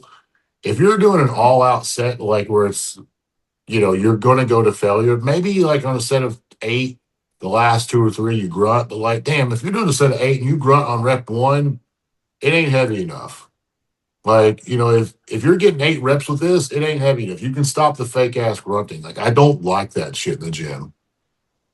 People are yelling on the unracking. Like they unrack the machine on the Smith, and they're already yelling before. I'm like, how are you yelling before?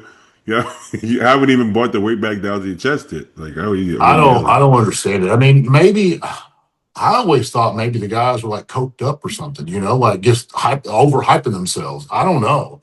Like Yeah. if I can do double or triple the weight you're doing, and I can just casually, you know, get in there, just unrack it, and just go. It's like, how the hell am I so peaceful doing this? And you guys act like you're getting into a fucking boxing match before you do a set of shoulder press. You'll you'll you'll be weaker. Like if you're yelling that loud during the set, I feel like you'll lose your tightness. If anything, you're Yeah. not gonna be able to, you know. I've trained in a few my thing was not hardcore gyms, but I have been in a few hardcore gyms before. And like I see guys that are literally, like you said, like I've seen them like get into a machine and they're like, all right, let's go. I'm like, dude, what the fuck, man? Just move the fucking weight. Like Lift this that is shit. not like a Yeah. production. Like nobody cares. Like if you like at the end of the day, like when you're yelling and grunting and screaming like that, and these are all straight men too. It's like the only people's attention you're getting is other men in the gym. The girls ain't looking at you thinking that's hot. The Like girls you're a hate that fucking shit. idiot. The girls hate that shit. They don't want that. They don't want shit. Yeah, I mean, I mean, it'd be the same thing. Like from a guy's perspective, if I saw a girl over there grunting and shit, I'd be like, "What the fuck's this bitch doing?" Like I'm I'll not be gonna kind get of turned on yeah. by that. I'll be turned off for anything, honestly. But I think this one's gonna shit herself. She's All right, that's fine, man. trying to get my Yeah, we've been attention. going about 2.5 hours anyway. Yeah. All right, man. I appreciate you. Thanks for coming on, man. All right, man. No worries. I'll talk to you in a week or so, or a day or so, or whenever. All right, brother. You already know, man. All right, man.